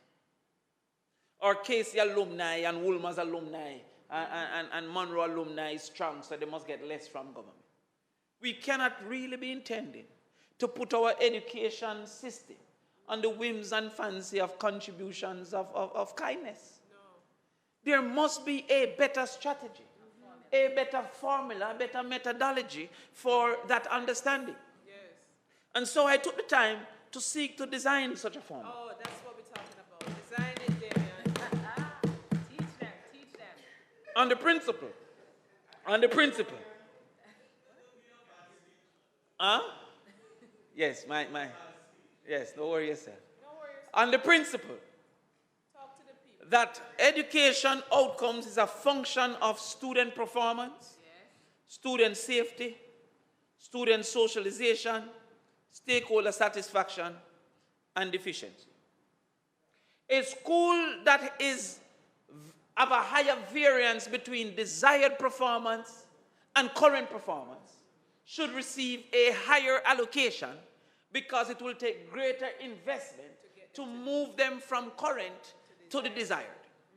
So therefore, in this particular category, Campion would get less than Papine because Campion is closer to the desired than Papine. It also would mean that this school will get a labor contribution because you might need smaller classes, you might need literacy teachers, you might need extension activities, you might be in evening, you might need specialists so that they can come up. But if you give the same 17,000 per student per year to Kingston High, without considering the performance gap, that can be a problem. Indeed, we look at the safety. Now, the safety is a function of a few things, including the plant size. It has nothing to do with a Campion have more rich people. If Campion have a bigger plant size, then it must get more money to secure a bigger plant size. Because at the end of the day, that fencing and all of that and security is dependent on the plant size. If it is an older institution, security is not just violence. Then we don't hear about people down in Manchester falling off because the railing collapsed. We have some of our school over 100 years. They must then be considered for that safety. If they're in difficult, violent communities, then they must get a greater contribution. The probability becomes greater. It don't matter if it is a KC downtown. But as it relates to KC versus a school that is in a less difficult community, they should get more. Yes.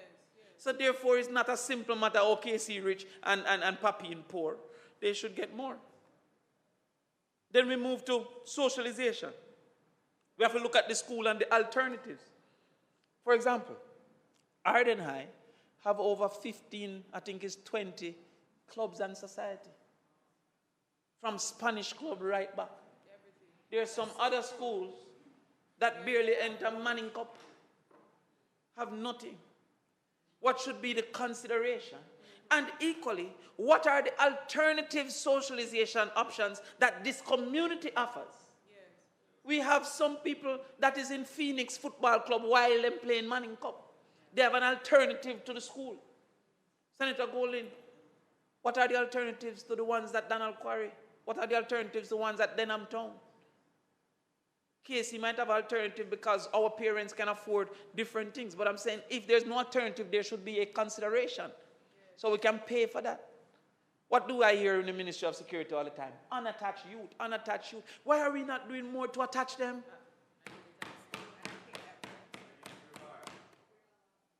We are doing... we will come to that. Stakeholder satisfaction. Is the parent satisfied? Is the teacher satisfied? Is the student satisfied? And how do we move to that? Another thing we must consider is nutrition. Yes. Now, it's been a very difficult time for farmers. The climate change and the heat and the drought and I'm in the farming business. But I still thank God for the experience because I've learned quickly that animals, of which we are human beings, are that. Don't want nobody say me I call them picnic goat or fowl or whatever. But animals have two functions in the main. It is sustenance and performance. The animal's first duty is to survive. And whenever it has a lack of nutrition, it shifts from performance to sustenance. If a goat don't have proper nutrition, he aborts the baby, or she aborts the baby. If you don't have proper nutrition, she stop producing milk. Those two things are for the farmer performance. If a fowl don't get enough feed, stop lay. Him shift to survival. So when our children don't have satisfactory nutrition, they are stuck in survival, in sustenance. This education activity is performance. How can a child who haven't ate? I went to a school downtown. Sometimes I don't want to embarrass the schools by calling their names, to teach some inner city mathematics. And at 10 o'clock on a Monday, this girl had her head on the decks. I said, what happened to you? Sir, my head hurt me. Me have gas. And every child there, the other 20 had, knew the solution, drink a soda. In their minds. All that do is to relieve the tension on her stomach, but no nutrition.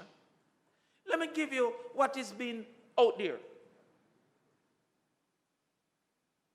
In November 2022, the principals called for the doubling of the part contribution. They were saying to students that not only can you not get the 3 days a week, but for now the money down, we can give you no more. That's what was happening. The research says between 25% and 33% of school-age population in Jamaica arrives at school hungry or without having eaten anything on a given school day. Wow. This is Fox, Gardner, and Strachan 2017. Research says that between 25 and 33%, 1 in 3, reach. Don't become hungry. Start the day hungry. Therefore, it's my opinion that we should give all our students 1 meal for the day. For 190 days, 400,000 people, that's about $19 billion. Where are we going to find $19 billion? I'm willing to pay 1% more GCT if that means we're going to feed our children. But if you don't feed them, no matter how the teacher great, no matter how the curriculum improve, no matter what, and there will be some among us especially supportive of the capitalist opinion that, yo, the one them who rich enough to get it and whatever mustn't get it. I know you write the news for a particular radio station, but my lead opinion is Senator calls for proper nutrition in schools. That is mine. Proper nutrition of our children. Now, let us tell you why we call for proper nutrition. The WHO and the FAO have long advocating for the use of school environment to promote healthy eating habits and lifestyle.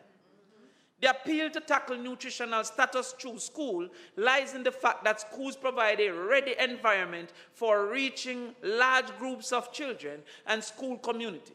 According to the WHO, scientific evidence has long been established that the effectiveness of school-based intervention to change eating behavior and preventing overweight and obesity is important.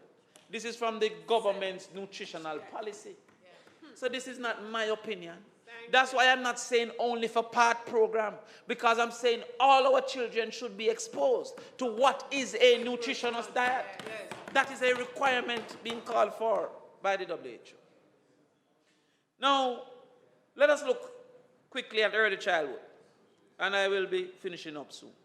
Take your time. No, you go easy. Of the 2,676 early childhood institutions that have applied for registration, it is reported that only 408, or 15.2%, are identified as public institutions fully funded by government. What we have here is that only 15% of our early childhood institutions are government-provided institutions. The need spaces being provided by the Jamaican government lies in contravention of Section 13K of the Charter of Rights, which declares that it is the right of, and I quote, every child who is a citizen of Jamaica to publicly funded tuition in a public education institution at the pre-primary and primary levels. Senator Golden Campbell, I'm going to repeat this for your benefit. Section 13K of the Constitution, this is the Charter of Rights. It says it is the right of every child who is a citizen of Jamaica to publicly funded tuition in a public education institution at the pre-primary and primary level. Our current situation is that the government only has 15%. When the charter rights say them have a right. Now how could 15% satisfy that right? We go further. There's a big thing being celebrated called Brain Builders. Brain Builders is supposed to be from 0 to 3-year-old. It has 6,000 spaces, less than 6,000 spaces. The age cohort is 105,000. That means a Brain Builders is less than 6% of the cohort, 0 to 3-year-old. And we have heard it a million times repeated. We are not going to be able to tinker and change the crimson. We have to make dramatic investment. Dramatic investment. And based on that Charter of Rights, Senator Golding, a legal luminary as you are, I have engaged some lawyers, and we are taking to court, seeking a declaration that the government of Jamaica, through its inability to construct adequate pre-primary institutions across the 14 parishes of Jamaica, abrogates, abridges, or infringes the guaranteed constitutional right or rights set out in the provisions of the Constitution, specified in respect to each provision or group of provisions in the Act. We want for the courts to tell us if it is constitutional based on Section 13K, that a child with a right to a government institution is not being robbed of that right if the government at the early stage of 0 to 3 have 6% spaces, and at the second stage of 3 to 6 have 15% of the spaces. Because the JLP has tried so hard for me not to change policy in the parliament, then I have to go to the courts to change that policy. But we are going to ask for an opinion, a declaration, so that, sorry? Yeah, I can't answer for 1962. Exactly. I wasn't even born. But I must say, a lot of these things I'm now being exposed to over time. I'm sure you have learned some new things since you have come in. Some things that you assumed not to be so, you have found to be so. But also because the government has always been at a contradiction to the Constitution, I've learned how to challenge that. And so, therefore, having learned that, I'm just trying a new strategy. But what is clear is that the government keeps failing the materiality test of policy making. The materiality test suggests that more persons should benefit from government intervention and not just the PR activity to say we have done. 6% is not satisfactory for Brain Builders to be such a big situation. The other thing is the 7-year secondary experience. Now, what is a 7-year secondary experience? The 7-year secondary experience have simply extended, Senator Gale, the continuum of education to at the end you go to 6th form. We all go to 6th form, is the new statement. But we are now not changing the fact that every school can have the same 7-year experience. There's no way, because every school don't have the same situation, Senator Samuda. The 7-year secondary experience should be segmented in a way that different schools and different principals can have some autonomy over what would be our 7-year experience. For example, there may be a need within the 7-year experience for a remedial 7th grade. You spend 2 years in 7th grade because you came to school without the ability You weren't ready for 7th grade. Well, Pep said it. Pep is saying it. We have people in 7th grade, going to 8th grade, going to 9th grade, cannot read. Yeah. Doing 13 subjects because 7th grade syllabus is the 13, exposure to all. You should be able, within that 7-year experience, to do a double 7th grade, a remedial 7th grade. Instead, you will just go through and then you go to 6th form. Within that 7-year experience, you might need some people to do a remedial 9th grade. People at Calabar was being expelled for not being able to keep up academically. He was in the top 12% at the age of 12, top 20% of the society. But by 9th grade, he might need greater intervention because puberty has taken him in a difficult way, because parental guidance might not be there, because he's exposed to ganja and all of these things, because let us not underestimate what our children are facing. So you might need that intervention of socialization at the 9th grade. Repeat and make we intervene on that level, because it's not a capacity situation. It's not a bad start situation. It's a circumstantial situation. What I agree with, however, is the vocational pathway. But the vocational pathway, in my opinion, isn't 6th form. It should start from 10th grade, that I choose that direction. And it's not, no, I have failed academics, so now me I got to do vocation. Because none of who in academics don't reach. Like who have done their vocations. I wonder if you know, I have a level 1 in a steel bending. I can build Martin. I went to Hart, you know. No. When I was MP, I carry my youth, them go Hart, and I go to, I can make Martin, I can make stirrup, I can make column, I can make stiffener. They don't know these things, you know. Only me and you understand these things. You understand? Senator Webby, hand soft, you don't know about these. You don't know. You can't make a stirrup. You understand?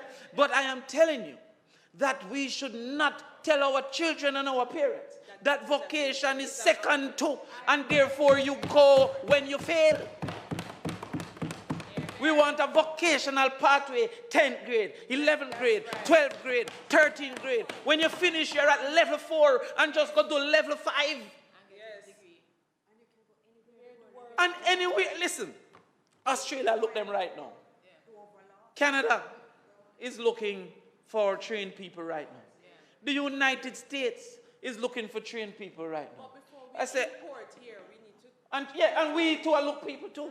But I also have so much confidence in the senator that I know, yes, we might have a carryover when we are over there. Don't switch over when we come over. You just stay. The rest don't can come over. Senator Samuda, we talk over drinks if you want you to stay. But what we're saying is this. The vocational pathway could be designed that a student leaves high school with a level 4 certification and then choose to do level 5 so that the hearts that are being overcrowded know, because they're going from 1, or it's 2 it start now, I hear it start at 2. But the schools could do that vocational pathway and not ask for the kids to come last before. The other thing is that we have now proposed 6 STEM schools, which is really extending the negativity of our education system, because all it means is the 6 champions. It's 6 schools that the brightest will attend. And maximum the school is going to be 1,000 people, so that's 6,000 out of a cohort of 200,000 from 1st form to 6th form.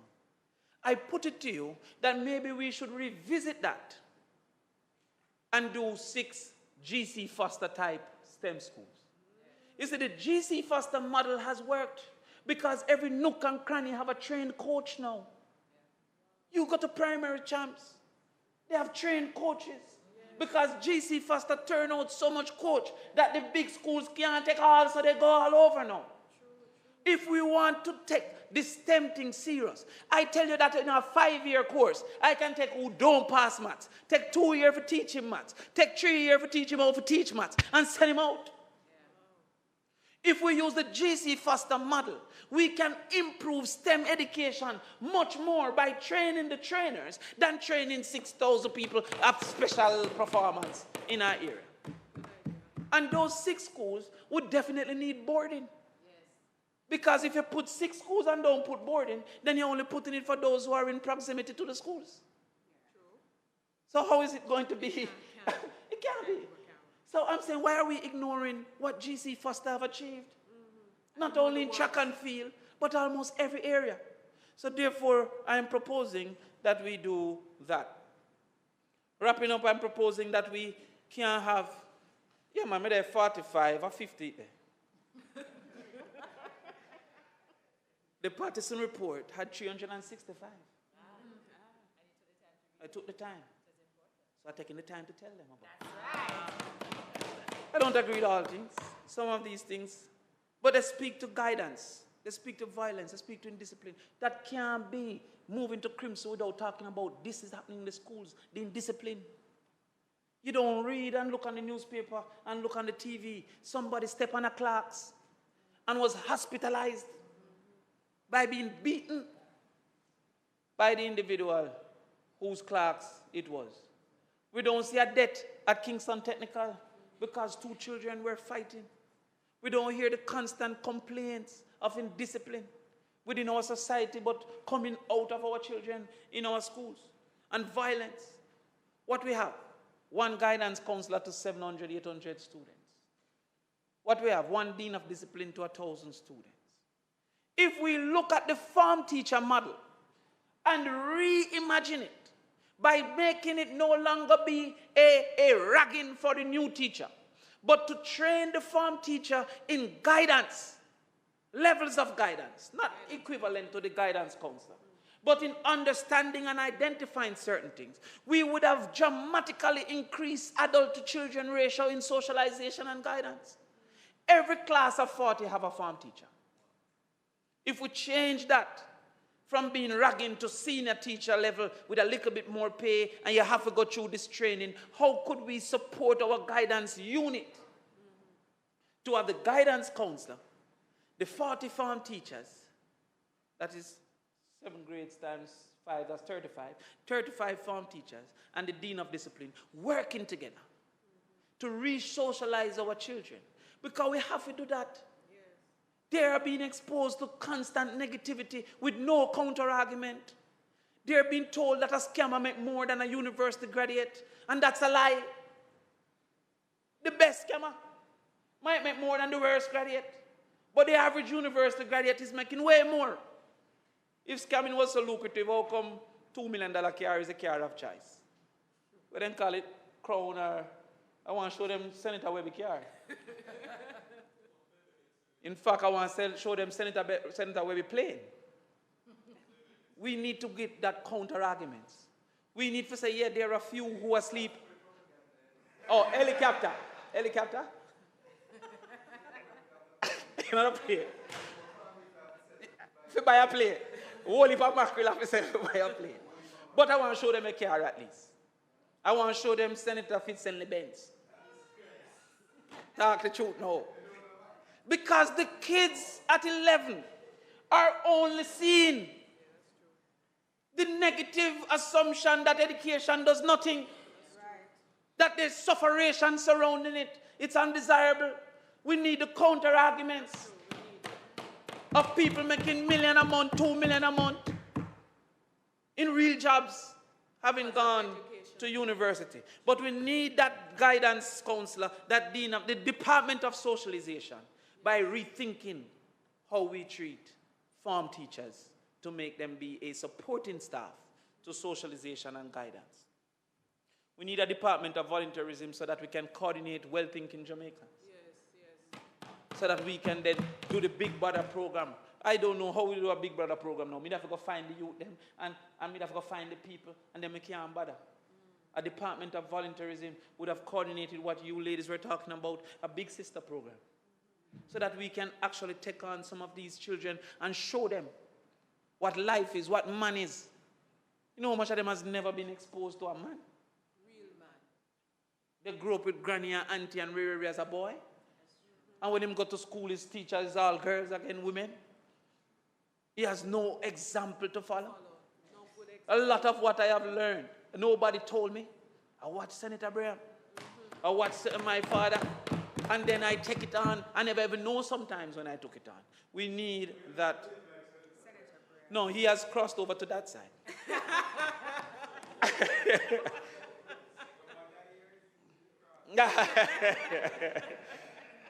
I propose that we consider a mandatory uniform corps for 7th grade and 8th grade. The cadets, the girls' guides, that every 7th grader and 8th grader must participate. But then we have to go to SDF and SDC and get some money so that the schools can afford. But discipline needs to be infused when we have them captured at 7-year-old, so that we don't have people who think it is acceptable to shoot up a car with people they don't know, who don't think it's acceptable for drink and forget, kill and collect, smoke and forget, selling murder. We can't have these problems and tinkering on the outskirts. We need that situation so that we can move forward. We need to take $5 billion a year over the next 2 years from heart and build out labs within our vocational labs within our secondary schools. If we take $5 billion, we can give 100 schools $50 million to build out lab clusters in tourism services, in mechanics, in bodyting, to build out, and then in the evenings, use it as heart centers. One of the least efficient used investment in this country is schools. Billions of dollars spent to build them, and 3 o'clock it empty. Saturday it empty. Sunday it empty. If Heart builds out labs in these schools that are by design in proximity to communities, then the school get to use it, and then in the evening, the community, you can look at the stats model, St. Andrew Technical. They have school and then they have evening school.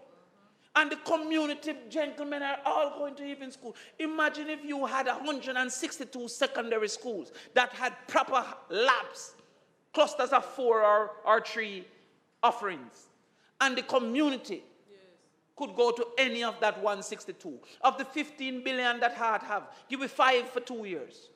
On the way to Crimson. And that will carry us on the way to Crimson. 50 million per school would do a wonderful job. And last. No, second to last. 49. If education is to be efficient, we must consider boarding. Yes. Boarding. Yes. Other than that, every school has to offer everything. Great Westwood High School. Let me explain something. There are classes as we speak for accounts with 10 students, because that's all the school have to do accounts. And every school have accounts. Had we had a system that I want to go to a business school and boarding exists, the efficiency of 1 to 40 would have been achieved instead of 1 to 10. There are places, especially some of our undeveloped schools, where you can't get to do chemistry because there's not enough. It's 3 or 4 or 5 of them. Yeah, not enough. Or you get a teacher to teach them at the same pay. If we don't have boarding, we can't separate some of these children from the community that is a negative influence. If we don't have boarding, we cannot manufacture or invest properly in excellence, schools of excellence, in the arts or schools of excellence in sports, or schools of excellence in science, or schools of excellence in technology, because our schools were not designed for its output. It was designed for its proximity, location. We have schools like Jago, St. Jago, with children going to classes under the tree. And we have schools all the way in the country where short of picnic. That's inefficiency created by the lack of boarding. But every year we have all these accidents because the distance of travel for some, and the cost base and the distance of travel. There's a reason why we have 800 and odd primary schools and 160-something secondary schools. Because the primary schools had to be almost in walking distance. The secondary schools, however, were not. With bad roads, some taxi don't go to some community. With distance from the school, because communities... Look on Westphalia, up in the hills of St. Andrew. Westphalia. You don't even know the community. It's up in Mavis Bank and you go way up in a hill. Some of those children are being placed at Donald Quarry. They have to come down to Mavis Bank, then take a bus, come to Papine, then take a bus, go downtown, then take a bus from downtown to Harborview. That is what is happening. I was not a supporter of the train system till the People's National Party and Mark Golding gave me the opportunity to go down into Linstead. There are so many children coming into Kingston from Linstead on the train so that they can go to Jago and KC and St. Hughes. On the train, and it's one trip. If you miss that, it's salt. The buses are taking 5 children only because those 5 is a lower fee. That is what our children are going through. I never knew it still exists. Because when we used to take bus before JUTC, and you run, go, a man licking your chest, no schoolers. You wouldn't remember that. You didn't have the Benz same time? No, you never abandoned no schoolers time. Then to my hope and dream for the society. 1 degree per household. It is my dream that we take on as a commitment 1 degree per household. I'm saying that as an experience. The 1st degree in our household. Ransford Braham. 1st degree. And he guided and encouraged and funded. How much are we now? 38? In my age group. And the ones after has also been funded. Tutus coming, save up your money. All of them. I used to go to maths extra class funded by. But that opportunity, that understanding of how to approach study. When I lived with Senator Braham, and I lock off the light at 2, he comes out with a big law book. Turn on back the light, never start sleeping at light. He used to watch light. So I'll know me sleeping at light. But he knew how to succeed in education. That evidence is the 1 degree per household. Why Barbados have it? There's something going on the internet. The lady said she want her spot that them put on for her at the university, her child. 1 degree per household will change some shopping to wholesale. Will change some hustle into business. That's about 4,000 people per year. People like to say, what's the population like? More of us don't pay more tax than them. Right? What's the population in Jamaica who pay more tax because enough away? I can tell you that had I not had a graduation university, the taxes I would have paid would have been less than what. In fact, I would have paid no tax car 1.5. Yes, I like it. Yes, I like it. 1.5. That's why we're going 3. How we like it. But I'm saying that when you look, you're distracting me now. Time will come. And to achieve this 1 degree, I hope it remains a commitment of the People's National Party for the first in every family to receive a scholarship if they're the first to matriculate to the university. Yes.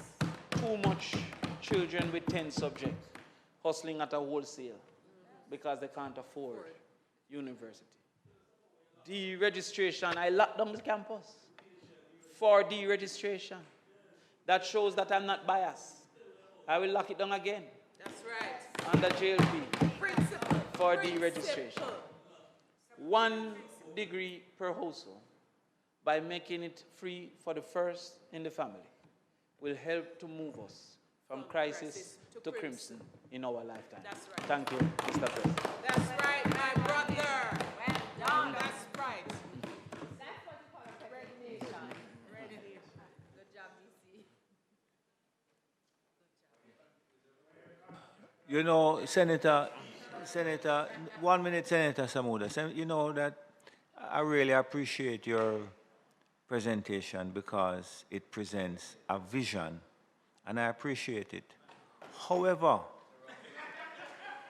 no, it's an excellent vision, and I shared a lot of things that he says, but he failed to recognize that in order to achieve it, you have to have a viable economy. And everything that you spoke about demands that the country's economy grows, and that's what this government is doing.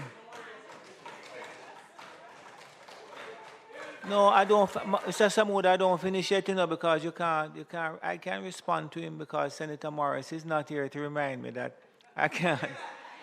The other thing that I thought you neglected to deal with too is the role of the teachers. The role of the teachers, because you're an advocate for increased remuneration for teachers and better conditions for them, but you don't say that some of the problems we have now result from the failure of the teachers to live up to their expectation. No, man, I would have given my next 15 minutes to talk about that. Senator Samuda. Anyway, thank you very much, Senator Crawford. I enjoyed it. And I think that most of the members on the other side did too, but they can't say it. Thank you, Senator Crawford. Senator Samuda.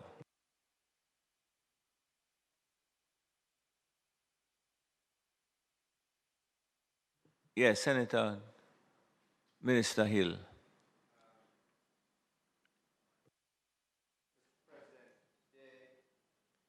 Today is our intention to continue the State of the Nation debate with a contribution. We've done that. Mr. President, I now ask that the State of the Nation debate be suspended, having listened so well to Senator Crawford. Mr. President. Thank you very much. Members would have heard the question. Those in favor? Senator Samuda.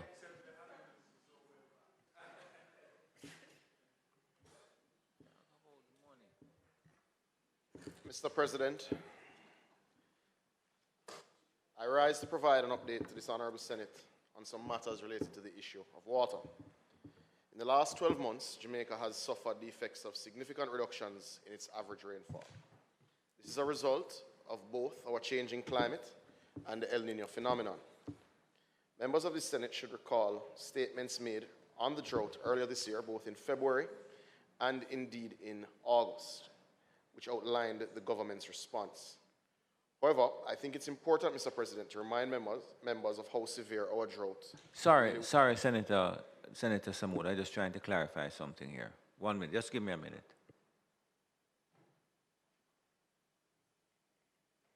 Speaking on the motion.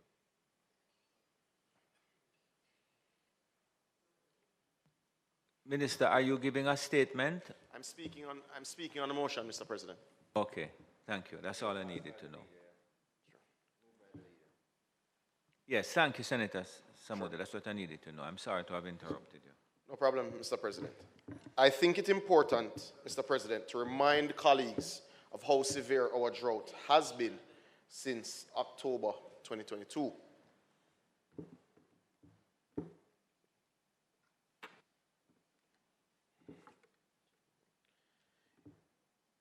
In October 2022 to March 2023, Jamaica received cumulatively the lowest rainfall ever for this period since records have been kept. In February 2023, Kingston and St. Andrew received only 8% of its 30-year average rainfall. Over the last 12 months, October 2022 to September 2023, every month except June would have seen less rainfall than the previous year and less than the 30-year average. As I've said in the past, colleagues should recall that our data collection systems for the Met Service are manual, so I'm not able yet to give you the October 2023 results. However, despite afternoon showers, we have not seen the sort of rainfall that we would normally see, and we will update on that in short order. To make matters worse, Mr. President, in July and August, both months broke temperature records, recording the highest average temperatures ever recorded for July and August.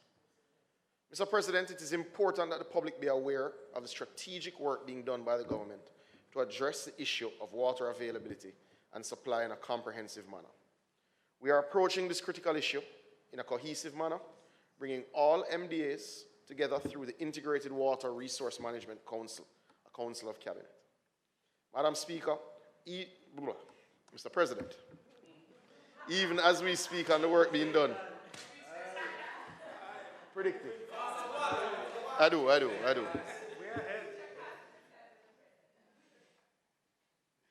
Mr. President, some things are inevitable. Even as we speak on the work being done in the water portfolio, we have to note the challenges we face in ensuring sustainable water is made available to all Jamaicans. One is perennial drought made worse by climate change. Two is our aging infrastructure, and three is the inadequacy of that infrastructure. Mr. President, today we are taking two major steps. Rather, last week we took two major steps in the pursuit of our articulated water goals, in the tabling of the National Water Resources Master Plan for Jamaica and the tabling of the Rainwater Harvesting Planning Guidelines. Firstly, Mr. President, the National Water Resources Master Plan for Jamaica is an assessment of Jamaica's water resources and demand based on the period 2016 to 2019, as mandated by Section 16 of the Water Resources Act. It is an update both of the completed 1990 and draft 2005 plans, and takes into account the various changes in available data, monitoring techniques, demography, economic activity, and the impacts of climate change. Various changes, Mr. President, in the water resources and the environment which have occurred since these previous plans include changes in the legislative and institutional framework of the water sector, improved estimates of water resources with additional years of hydrological data and advances in technology that allow for better analyses, impacts of climate change on projected water and demand availability, changes in demographic growth, distribution, industrial, and agricultural land usages, and the subsequent changes in water demand for all sectors.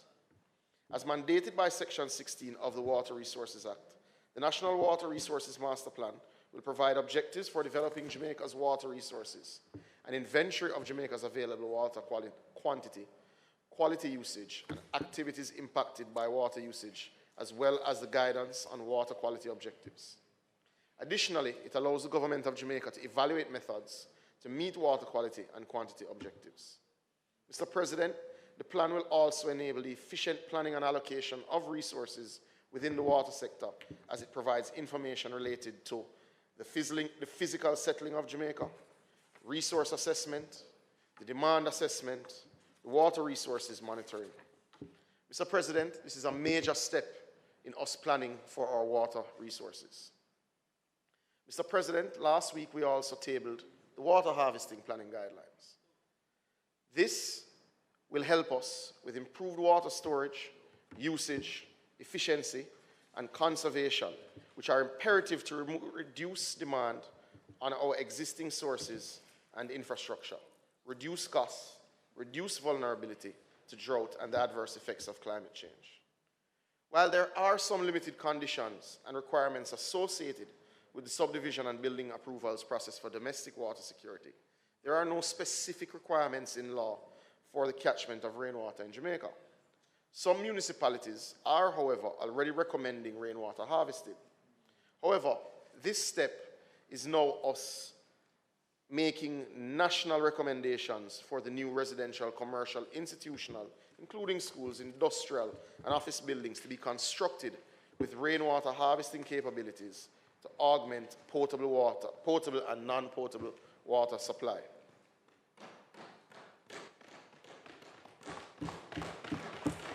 Mr. President, as Jamaica is increasingly experiencing the effects of climate change, which is threatening the availability of potable water from single spring or river sources to meet existing and future demands, rainwater harvesting is a cost-effective solution for water shortages.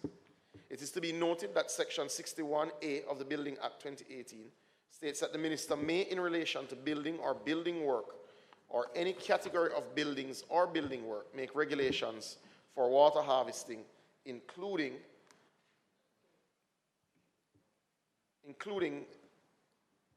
requiring provisions to be made for the storage of rainwater runoff. The Ministry of Local Government and Rural Development is in the process of finalizing regulations under the Building Act 2018, which will include provisions for rainwater harvesting. These guidelines will provide the basis for the nationalization of those regulations. Mr. President, the government has implemented a number of rainwater harvesting projects through varying ministries and agencies, such as the Ministry of Economic Growth and Job Creation, the Ministry of Education and Youth, the Ministry of Agriculture, Fisheries and Mining, the Rural Water Supply Limited, and the Rural Agricultural Development Authority as well, Mr. President. Mr. President, you will recall earlier in the year at the budget presentation made by the Prime Minister, he made the announcement that the Jamaican government will procure over the next 3 years 50,000 black tanks to be distributed across Jamaica for water resilience at the household level. In due time. In due time. Mr. President, I was happy to hear the announcement last week, Tuesday, from the Prime Minister that the pilot of the Rural Water Household Resilience Program was ready to commence. He announced that it would start Monday, and I'm happy to report that it has indeed started.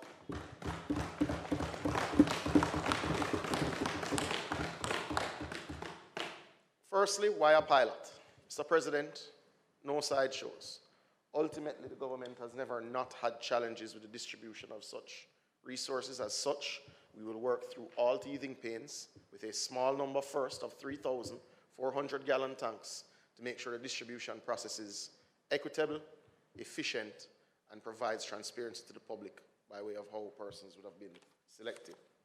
So, to note, 3,400-gallon tanks, Mr. President. This has benefited from IDB grant funding of 60 million Jamaican dollars to purchase the tanks. The Ministry of Economic Growth and Job Creation, through the Rural Water Agency, will provide funding of 250 million Jamaican dollars to facilitate the coordination of the project and the deployment of the water harvesting systems and tanks. In essence, we will install these tanks along with the accompanying rainwater systems for 3,000 households in Jamaica. The method of selection, Mr. President, used the data from the Met Services and was also scrutinized by the IDB, approving the use of grant funds for the purchase of these tanks. The constituencies which will participate in the pilot program are predominantly in the eastern part of the country. And colleagues would recall from all of the drought updates throughout the courses of the year, it is the eastern part of the country that suffered disproportionately. As you would recall, even our rain patterns, as we've presented in the past, have shifted from east to west. And I know Senator Crawford on his farm is already seeing the impacts of that in St. Mary. The constituencies which will participate in the pilot program are predominantly from the eastern part of the country and include East and West Rural St. Andrew, East and Western St. Thomas, East and West Portland, St. Mary constituencies by way of Southeast, Central, and Western St. Mary, and the southern belt of St. Anne, including Southeast and Southwest St. Anne, and the hilly northern belt of Clarendon, including North, North Central, and Northwest Clarendon. The data was taken from Met Services, and this is the areas that would have had the least rainfall. It is important to note, Mr. President, that these tanks will be distributed in areas which are either outside of the utility footprint of the NWC or in an area where that utility footprint, by way of its infrastructure, is significantly degraded and unable to provide predictable supply. Members of Parliament in these constituencies have submitted 200 names each for the recipients of, 230 names, each for the recipients of these tanks. Mr. President, the teams at Rural Water and the Social Review Committee will commence the rollout of these household rainwater harvesting systems and tanks, or rather have commenced. The same oversight process that is underway for the social housing program will be used in assessing the recommendations from MPs to ensure that it is constituents most in need who get the benefit that the government will provide. Mr. President, each location that a tank is installed will be mapped and geotagged to ensure accountability, but also to ensure we start the process of properly assessing the true national storage capacity for water. Another important element that colleagues should consider, and for anyone who's been in politics for longer than a year knows the issues associated with trucking of water. You know the constant complaints of equity in the process and you know the inefficiency that exists in that space. Mr. President, this assessment of national storage capacity will allow us to properly plan routes for trucking based on what the assessed storage capacity is in a community. Another important element of the project is the training component. Each member of parliament has identified 10 young persons who will be trained to do these installations by the Heart NSTA, Trust NSTA, and will receive a stipend for the work during the project. The project is a direct investment, Mr. President, in the households which are at the lower end of the economic ladder and are living with water insecurity. It is an investment, Mr. President, in rural communities. Once this pilot is complete in December, we will move to expanding the program nationally to include all rural constituencies. It is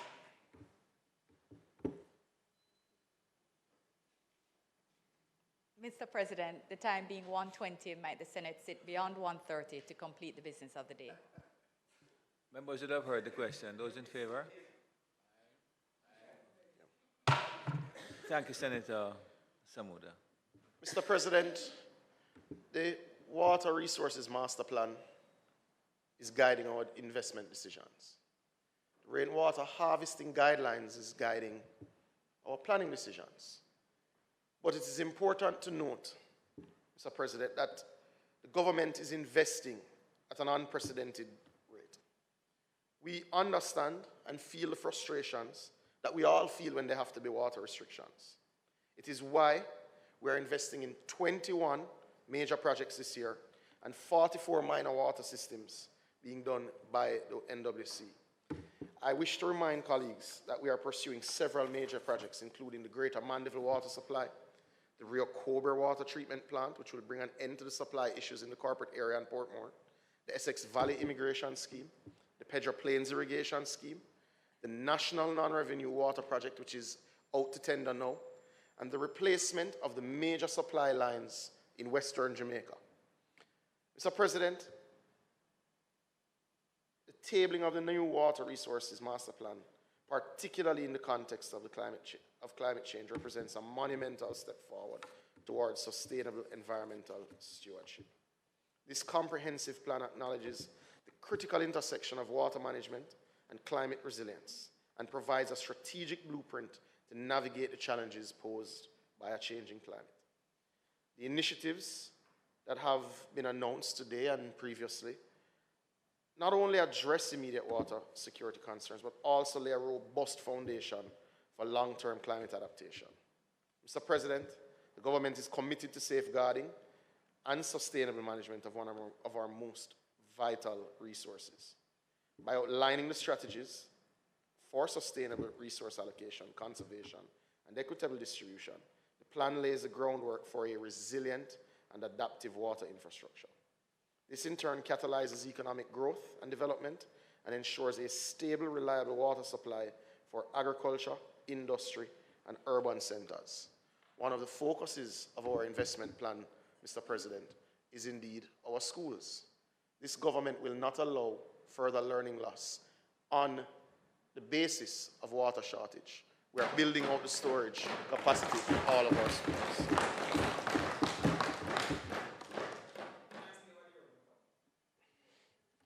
Mr. President, I sympathize with my colleague across the aisle. Because there's only one way he's crossing the aisle, and that is crossing. But, indeed. But, Mr. President, no, it's not. And this is an ambitious plan. Mr. President, the master plan serves as the pivotal link between environmental sustainability, economic dynamism, and overall societal advancement, and is in line with our articulated goals of Vision 2030 and our signature, and the fact that we are signatories to the UN SDGs as it relates specifically to SDG 6. Mr. President, I invite contributions on the motion, and we'll ask that it's approved post those contributions. Or a contribution. There you go. Thank you, Mr. President.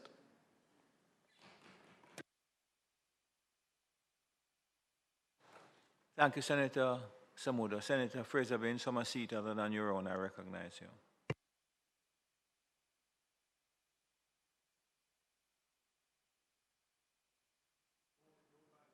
Thank you.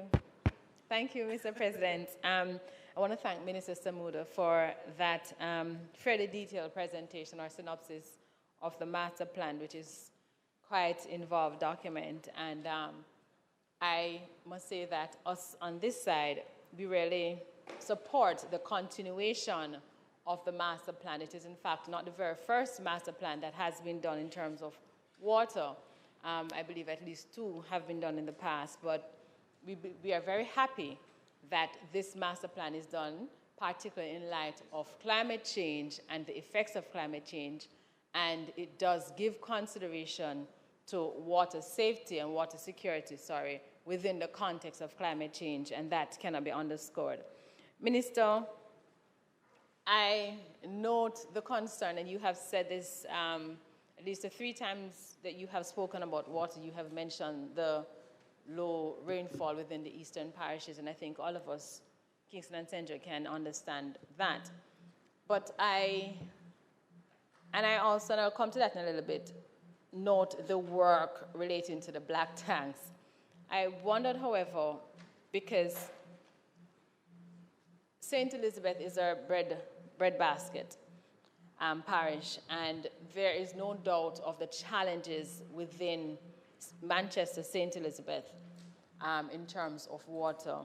And I wondered whether, and I hear the basis upon which the constituencies were selected for the black tank, but certainly I want to just put a plug in for St. Elizabeth, given the critical role it plays in terms of our food security.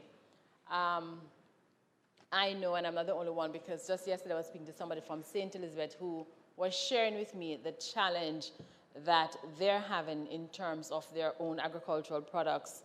I go into the supermarket and I simply can't find vegetables. I mean, I can't find vegetables, and it is a product of the drought we've had, but also believe that it could have been cushioned with proper irrigation. So while I am not against the selection of eastern parishes for the black tank distribution, certainly I'd want to know the situation in St. Elizabeth and the plan, the immediate plan, not the major project that has been outlined, but certainly the immediate plan to deal with that. And Minister, the black tank, again, you know, I understand the importance of it, but I want to put in a plug because we do have a history of how black tank distribution has been dealt with in the past. And I listened from your presentation where you mentioned the basis upon which it is being done and the constituencies that have been chosen for the selection. I am very happy that there's going to be a mapping and a geotagging of these black tanks. And I am also heartened that you have mentioned the transportation, because you have the tank, but you need to get water in them.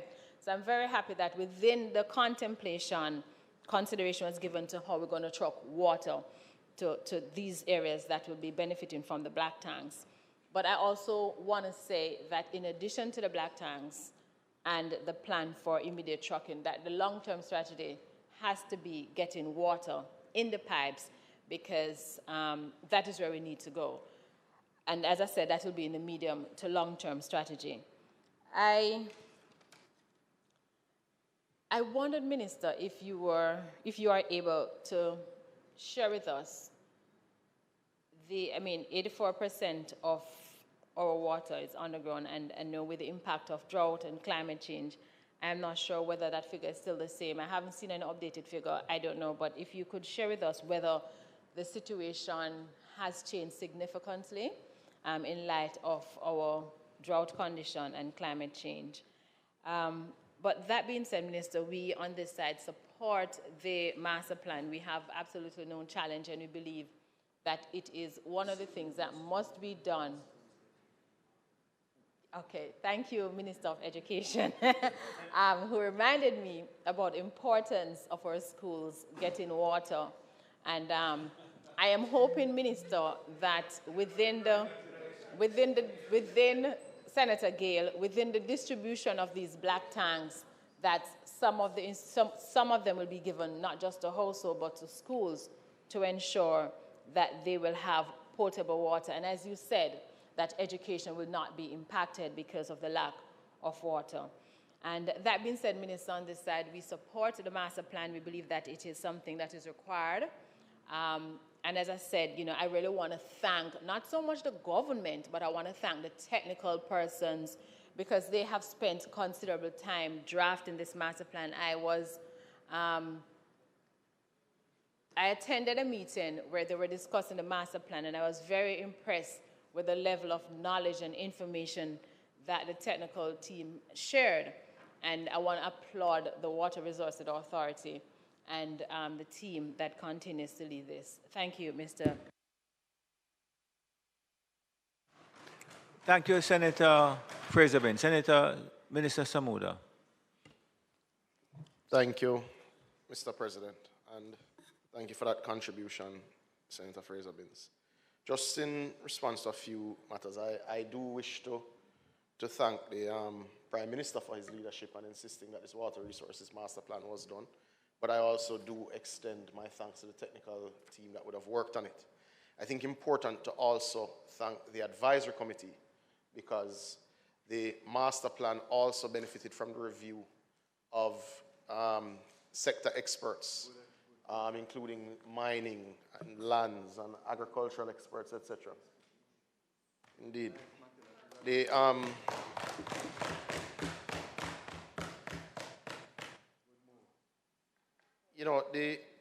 long-term distribution network expansion is absolutely critical to us achieving Vision 2030. Bringing that plan to life is not possible without ensuring that 100% of Jamaicans have access to potable water. And we are further today than we were last year, and we are certainly further today than where we were in 2015. The expansion of our water networks over the last year has significantly improved the potable access to water of in excess of 250,000 Jamaicans that would have moved to either from not having water or having very unreliable water to having reliable access in their pipes, Mr. President. Sorry? I suspect I may have had a role. But additionally, Mr. President, the close to $7 billion of works which are underway now represent improvement of water resilience and access for a further 150,000 Jamaicans. So for instance, in St. Elizabeth, in the community of Pepper, where we generally extract the water for Manchester, we will connect the community of Pepper, where I believe approximately 4,000 persons will have reliable potable water for the first time in the life of that community within the next 3 weeks. 3 weeks the work should be completed. 3 weeks. Yes, it will be one of my Thursday commissionings very soon. But for the first time, on touring that facility, I insisted that there was no way we could reasonably look the people in the eye and extract the water to send to another parish from their backyard and them not have water. It was wrong, it's a wrong that has been corrected, and the community of Pepper will benefit. But to the broader point of water security in St. Elizabeth for our breadbasket, we are underway with an investment of $50 million in the Essex Valley irrigation scheme as supported by the British government. One of the largest investments in our irrigation in this country's history. Now, important to note, we expect to, we have started, we're doing the cadastral mapping now for the Pedro Plains irrigation system. And as a country, we really have to take a serious look at ourselves because this project was announced by Michael Manley in 1973, and it is Andrew Holness in 2023, that is executing it. 50 years. A country cannot continue to talk about investments for 50 years and not make those investments. So we're doing the technical work now, we're doing the land acquisition, we're doing the mapping, we're doing the training of those who will work on the construction phase of the Pedro Plains irrigation system. And Senator Fraser-Binns, that will represent in excess of $200 million, the single largest investment in irrigation in this country's history. Manchester, Mr. President, and I'm...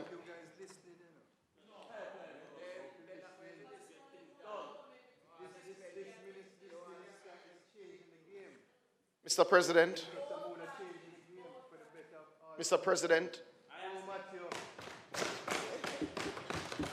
there is a publicly known project dubbed the Greater Mandeville Water System. We are, I believe, 3 years into a 4-year planned investment which will exceed 4 billion Jamaican dollars in putting water in Mandeville and its environs. For anyone who has a family member, a friend, or has visited Mandeville knows of the water challenges that that community and the environs and the adjoining communities have had. Mr. President, that plan deals with the water source, which is the expansion of the pepper wells. It deals with the installation of brand new distribution mains and will significantly increase the storage capacity for water in Manchester.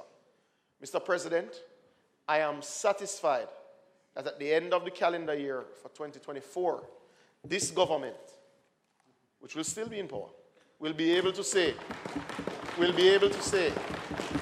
that we have fixed the water challenges for the people of Mandeville. It is part of the reason why Senator Bunting, and I hate to say this in his absence, is not there. However, Mr. President, it is indeed, and I think Senator Fraser Binns on the commitment of the technical staff in Water Resources Authority is the appropriate place to complete my response. The work of the men and women in the water sector, certainly from my period, and I believe Senator Hill will look back at his period fondly as well. The work that the men and women of the water sector, through the Water Resources Authority, through NWC, through Rural Water Limited, through the municipal water systems, these men and women, Mr. President, provide yeoman service through underinvestment, through drought, and through, in many cases, trying circumstances. And we thank them for their commitment and their investment of their time and, in many ways, their lives into this sector to ensure Jamaicans have potable water. I ask, Mr. President, that the motion be approved.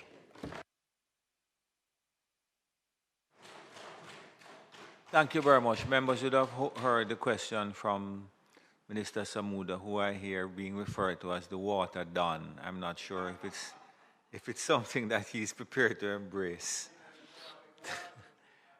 Those in favor? Against? Minister Hill? Mr. President, I rise to note that the motion for adjournment, but I advise that Senators Morris Dixon and Longmore will speak on matters. And Senator Scott Motley, I believe. And Senator Scott Motley will speak on matters of national concern. Senator Scott Motley, it was just yourself or you and somebody else? Yourself and Damion? Okay, thank you. Senator Dixon? Thank you, Senator Hill.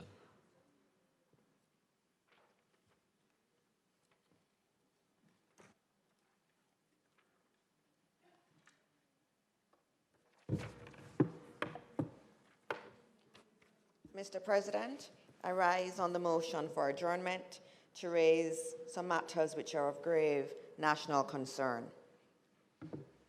Mr. President, as I rise, it's with the heaviest of hearts and a shared sense of disbelief as our national community reels from another tragedy that is beyond comprehension.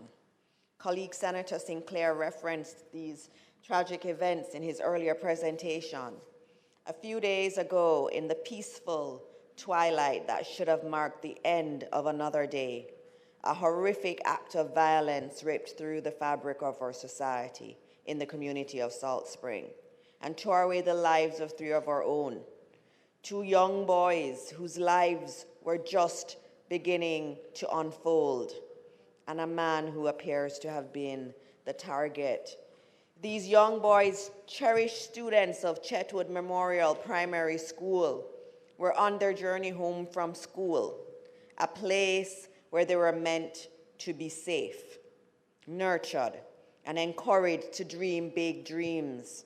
Their innocence and potential were extinguished by a cruelty that we as a community and a society cannot and must not tolerate.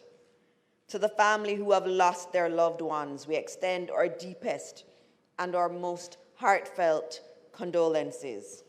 No words can suffice to heal the wound of losing a child, a family member, in such a heartless act. Our thoughts, our prayers, and our unwavering support are with the family at this time of unimaginable sorrow.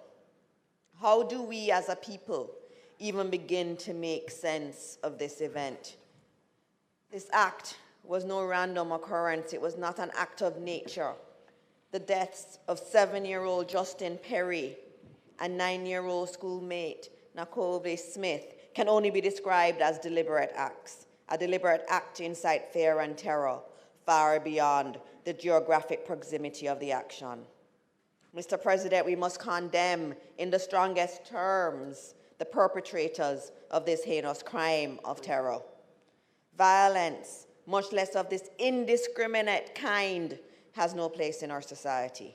And it is especially abhorrent when it claims the lives of the most innocent among us.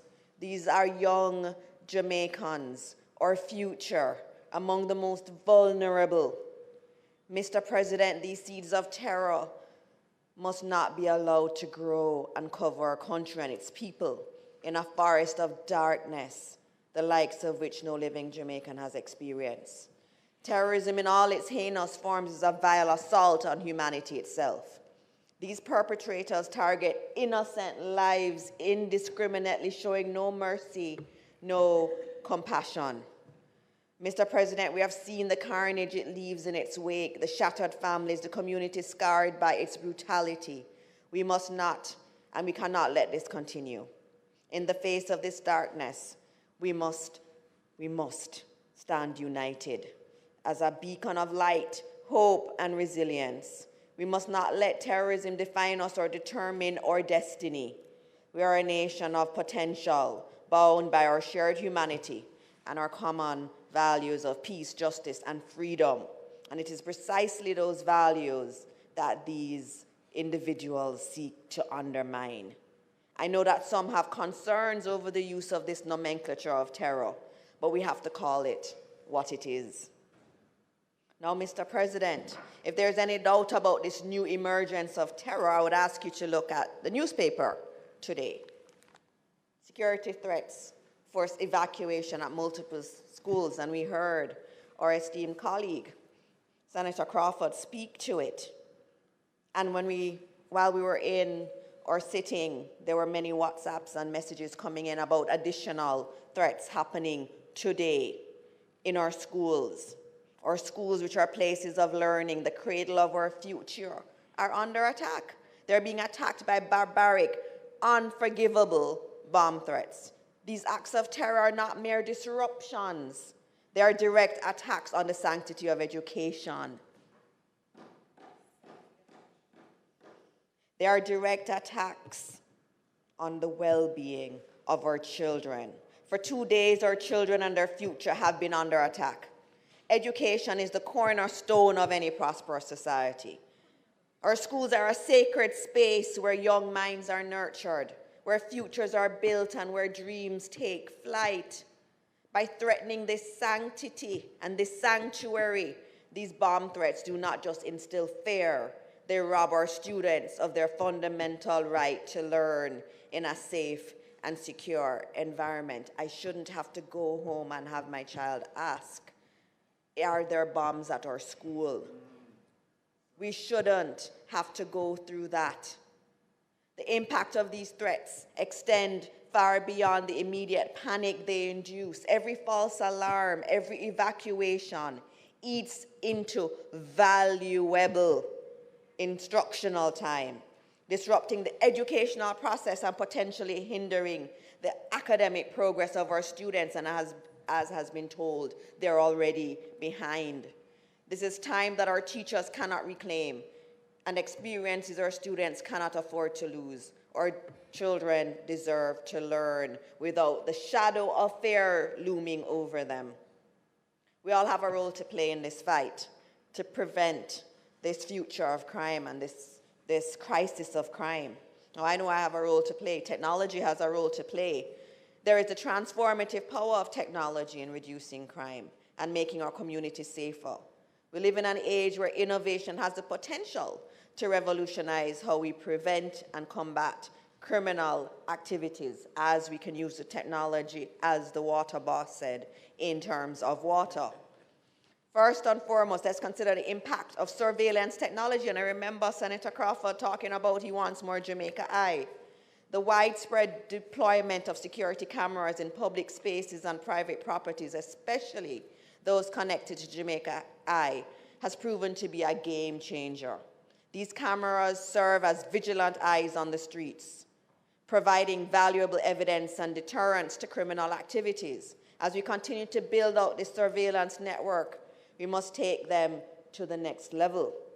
With the introduction of dedicated teams in our JCF doing data analytics and predictive policing, we have used these new powerful tools to improve their work. Law enforcement agencies will now be able to analyze vast amounts of data to identify patterns, hotspots, and trends in criminal behavior, and we're using that now. So technology is not just a tool, it is a force multiplier in our efforts to reduce crime. Technology is our ally. Embracing and investing in innovative solutions will enable us to build safer, more secure communities for all.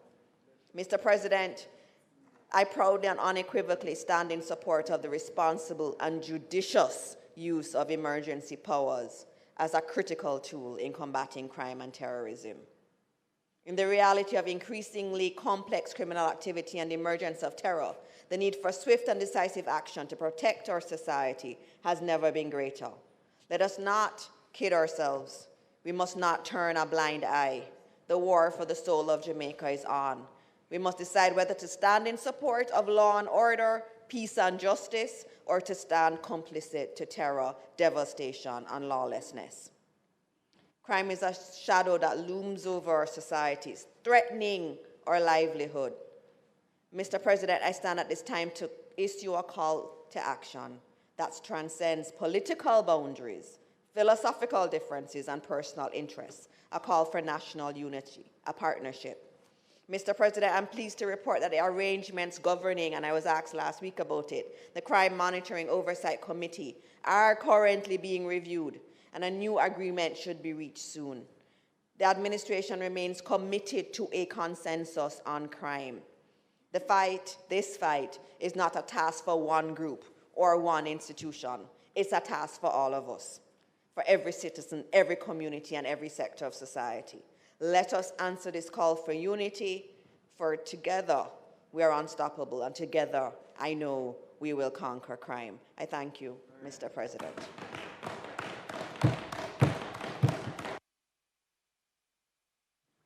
Thank you very much. Senator Crawford. Thank you, Mr. President. Mr. President, while I am not now, nor have I ever been, a believer in the ability of a state of emergency to solve the issues that we have, I will not allow that to deter me from joining in the statement that what has happened is an atrocity and an attack on our society. As I've said before, it shows that education no longer holds the pride of place, and educational institutions and educational practitioners, including our children, are no longer safe from the negative atrocities that these people are willing to rain upon our society. Indeed, the village should raise the child, and the village should also protect the child, and the village should seek to ensure the child's progress. In recent times, including a drive-by shooting 6 days ago, taking the life of a 6-year-old child, including another 3 persons at the time. This must be one of the greatest fears of every parent who send their child to school and is unaware of what the child could encounter at school and while traversing from school to home. There was a time Jamaicans could feel that this was the safest period within a child's life. The time for which these things are also occurring are in broad daylight, suggesting that they no longer seek the coverage of darkness, that they no longer fear being seen and being known, that not only do they not fear the law nor the Lord, but they don't fear the society from having a negative reaction to a shootout in Half a Tree Square or a shooting at 12 noon. In this case, a shooting at 3 p.m. A child should legitimately be on the road, should legitimately be in pursuit of getting home, and unfortunately was affected so negatively.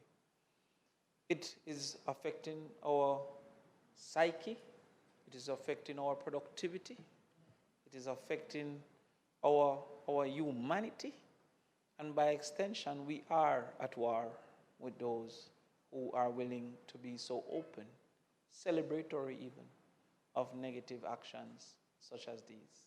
Intentional negative actions such as these.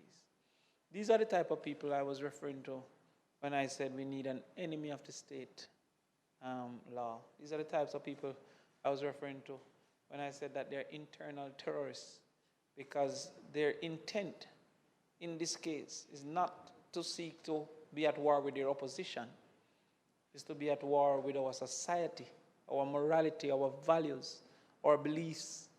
This is so un-Jamaican, it is not funny. And so I joined the call. I joined the call, but I also call upon any individual with information to understand that any of these children could be your children, your brother, your sister. I am calling upon any individual that has any information to prove to the rest of us that we are not too far gone to recover, to give to the police this information so that these persons can be made an example to others who may seek to act in this way, to others that might be having a shootout in a school next, not only en route. They show a willingness that they would go in the school, in the church. They have done that. They have done that initially. Our first hurdle of degradation was they would pursue a person running to the church. In my time, when you reached the church, you were safe till next time. Now they move from pursuing a person who ran into the church to going to the church to commit the crime, and would be willing to pursue an individual running into the school, and with so many gangs in school, go to the school. You may find a 12-year-old being a victim of these negativities.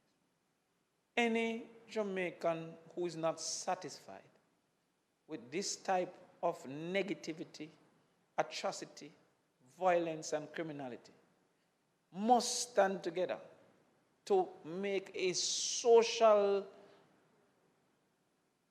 discomfort, a social discomfort that even if not caught, you cannot be comfortable in our space and around us.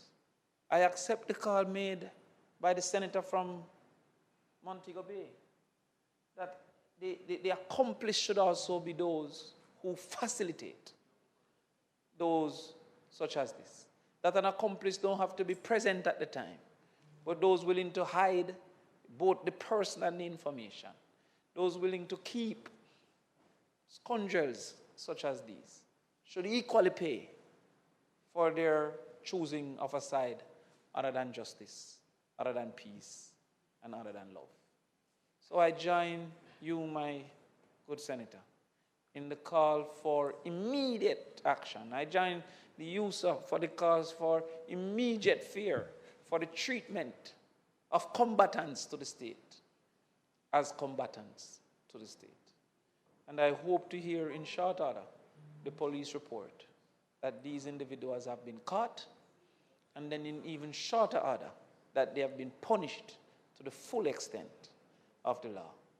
I lend my condolences to the family members, to the friends, to the school, to the extended school, the parents, the PTA, the teachers, who must all be in fear.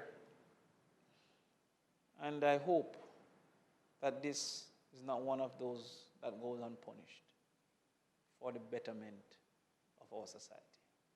I join the call, and I hope we will see the results in short order. Thank you, Mr. President. Thank you, Senator Crawford. Senator Longmore, that's your seat up there now, or am I recognizing you from a different seat? You're recognizing me from a seat not my own, Okay, but I'm very comfortable with. No problem, I'm just wanting to know. Thank you, Mr. President.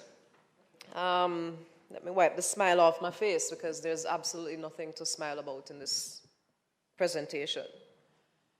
You know, our children, I think we all recognize, I don't think I need to relate the importance of our children in our society. But I'm coming from my professional background of the psyche that was mentioned. And our children have been facing assault in many ways that is very unfortunate for them at their very tender stages to be dealing with. We have natural assaults coming from the COVID-19 pandemic, and we're seeing the effects of that still. We recently had that very awakening sense of a 5.6 magnitude earthquake, and how jarring, literally, that can be, not just to us as adults, but to our children. And now we have unnatural impact on our children's psyche, man-made impact. That is such a waste of time and energy when we could be putting such resources and efforts into preparing for what is natural. Children killed in taxis coming from school. I don't know if you saw when I just left earlier, the bomb threat happened at my children's school. And even though I called and made arrangements, and other members who are here in the Senate, and even though I immediately called and made arrangements for them to be collected, I got up and left when an email came in from my son saying, "Mom, come and get me, it is an emergency." And I went immediately. On the way, dropping him home, "Mom, what happened? What happened?" And it's like the same thing that has happened post the earthquake. And one of the reasons I said, let me rise, is in my capacity, I get a lot of requests in terms of how to help persons deal with this type of impact on the psyche. Dr. Longmore, can you make a presentation here? Can you make a presentation to this group? So I say, I'm going to use this opportunity to say to the nation that disasters come in many forms. You cannot predict it. We can do whatever we can to plan, to prepare, and to pray, but recognize that when we are dealing with our children, we have to be careful with the level of information you expose them to. The truth of the matter is, you have to be age and stage appropriate in how you inform them and how you prepare them of these unknowns that they may have to face. And so as I always speak of holistic health, and wellness, I implore those tenets. But don't hide from the fact that we're living in these times. We must, as individuals, as community, as a family, as society, relay the information that is necessary and provide the necessary tools for our children to be prepared as best they can. Let me speak specifically, Mr. President, to what Senator Dixon rose on in her first opening, which was the murders of children en route in a taxi. And Mr. President, you know, when we first started back this session of the Senate, I rose in that September Friday and I called for the mandatory, I said life sentencing, but I said in my personal purview, death penalty of child murderers. I subsequently got up and I retracted and made the correction that it was not the death penalty that I called for.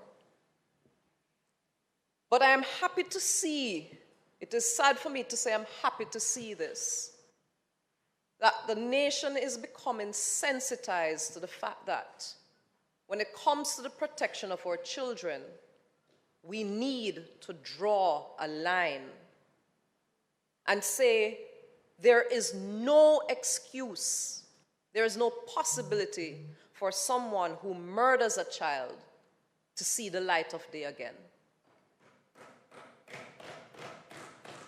Whatsoever. The level of pain, the level of hurt, we stand and we wonder at times, why do we have violence in our society so much? Behind violence is anger. Behind anger is hurt. And behind hurt, it is usually injustice. And if we see our children being sacrificed in this way, and there is no sense of justice as to the level of damage that was done by the loss of such innocence, our nation is going to be traumatized and scarred. And that is what we are seeing.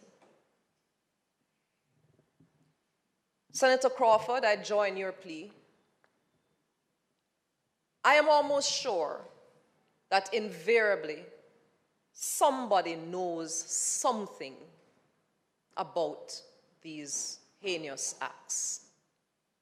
Somebody knows something. Let us act, let us inform, let us relate when it comes to the murders of our children. We cannot continue to say that, oh, this is another one that has been gone. And, oh, this person is going to get a life sentence with the possibility of parole. No. They snuffed out a young life that did not get a chance. They need no chance. So, Mr. President, I will close by relating and repeating. As those who care for our children, individually, in group, and nationally, let us age appropriately and stage appropriately, prepare them for the realities of the world that we're living in, the society that they're living in, unfortunately. Let us act to protect them at all costs, and let us make sure that justice is served in the way that is fitting. Thank you, Mr. President. Thank you, Senator Longmore. Senator Scott Martley.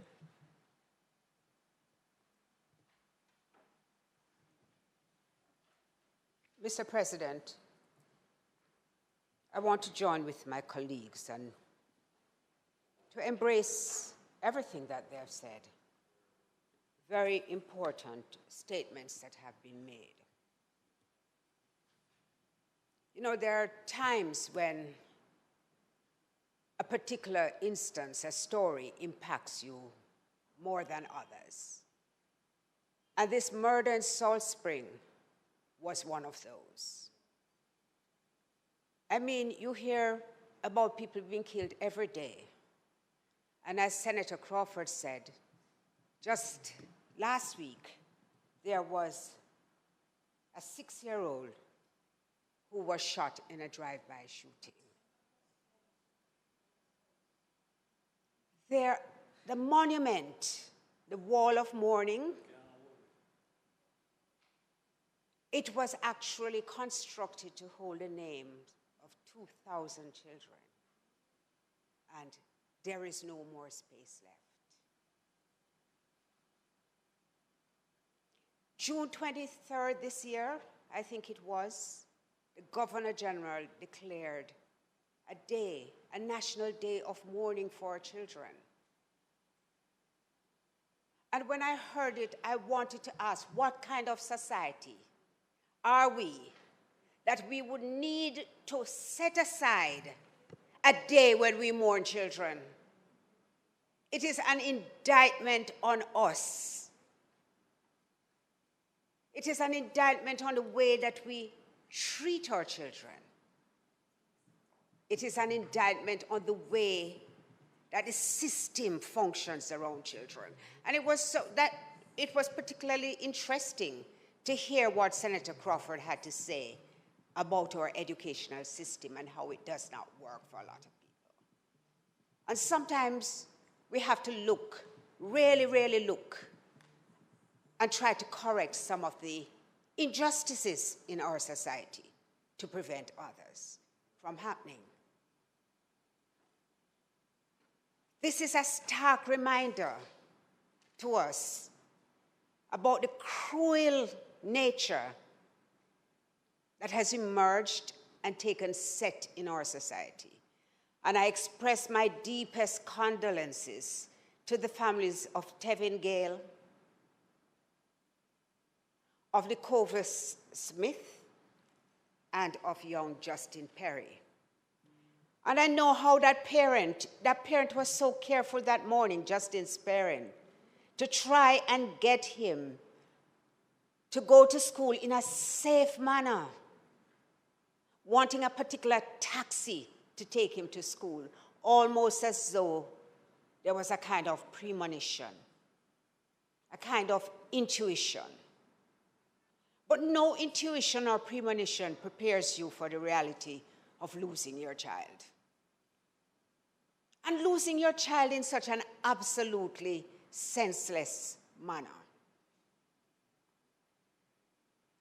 You know, somebody said to me when I expressed how I felt, that at the tide of hearing condolences, they say all you politicians do is get up and express your condolences.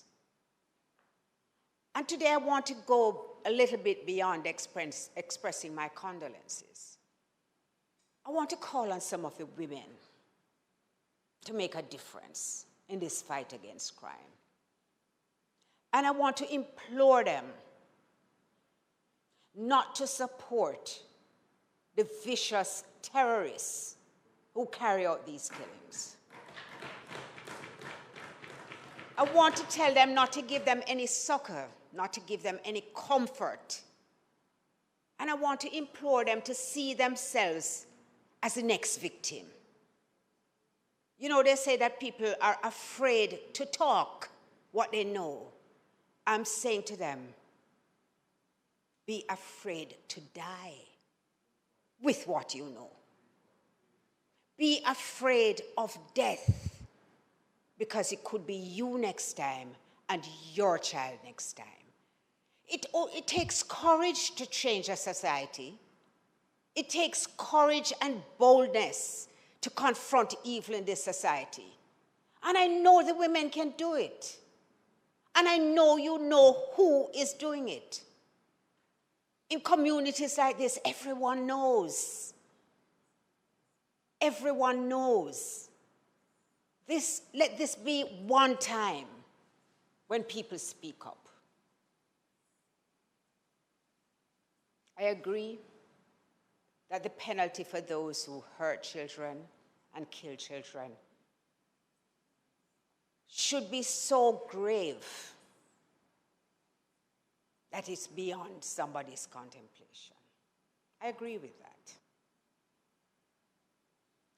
But what I want is that the condemnation of the act is so strong that it is never contemplated. And I do believe that we can. Jamaica, we can do it if we come together. If we unite in this fight against crime, we can do it. And the signal which has been sent by this bomb hoax is a signal to us across all Hillel, AISK, Lennon High, Denby High, Ascot, Portmore. It touches on all social classes. And sometimes there's a kind of divine way in which messages have to be brought to us. And I found that this bomb hoax coming right after this slaughter was perhaps the way to say to the entire country, you're not immune from these things, you know. Your children are not protected. It's either one way or another way. So you all need to come together to do something. And as I urge the police to quickly apprehend those terrorists who have committed this act, I say to the people of Salt Spring, this is a tough one. This is a really tough one. It's not a family, it's an entire community. I say to the people of Chetwood Memorial Primary School, my heart goes out to you. You all have to help each other to be strong. You have to see this through together. And I say to the country, we need to work together to stop this. We need to stop the mourning. No more expansion of the wall of mourning for children. No more National Day of Mourning for children. The test of a society, they say, is how we treat our children. Let us show the world that Jamaica can step up to being a first-class nation in how it protects its children. I thank you, Mr. President. I thank you all who have contributed to the motion on the adjournment, and I know that you speak for all of us in the chamber. But as President of the Senate, I join in offering my deepest condolences to the families, particularly the mothers of the two young boys who were so brutally murdered. Minister Hill. Mr. President, the leader expressed her sadness, deep sadness at the murder of these two children and the hoax that's going on in our school. I add mine to the comments that were made on both sides of the Senate this afternoon. And because there's no other business that we plan to do today, Mr. President, I'm asked for the adjournment of the Senate for a day to be decided. Thank you very much, Minister Hill. The question is that the Senate be adjourned for a date to be fixed. Those in favor? Against? This Honorable Senate now adjourns for a date to be fixed. Marshall.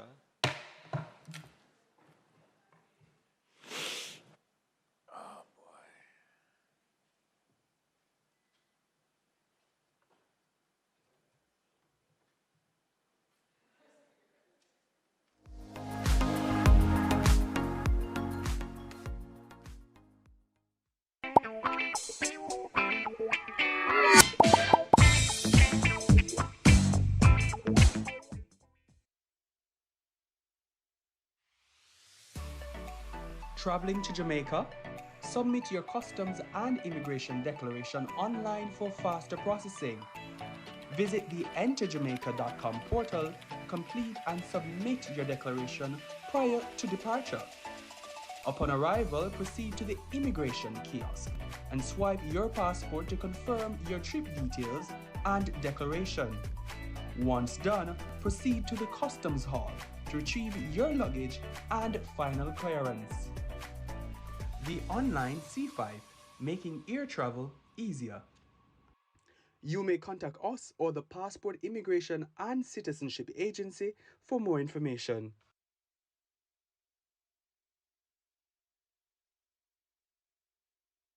It's Friday, November 10.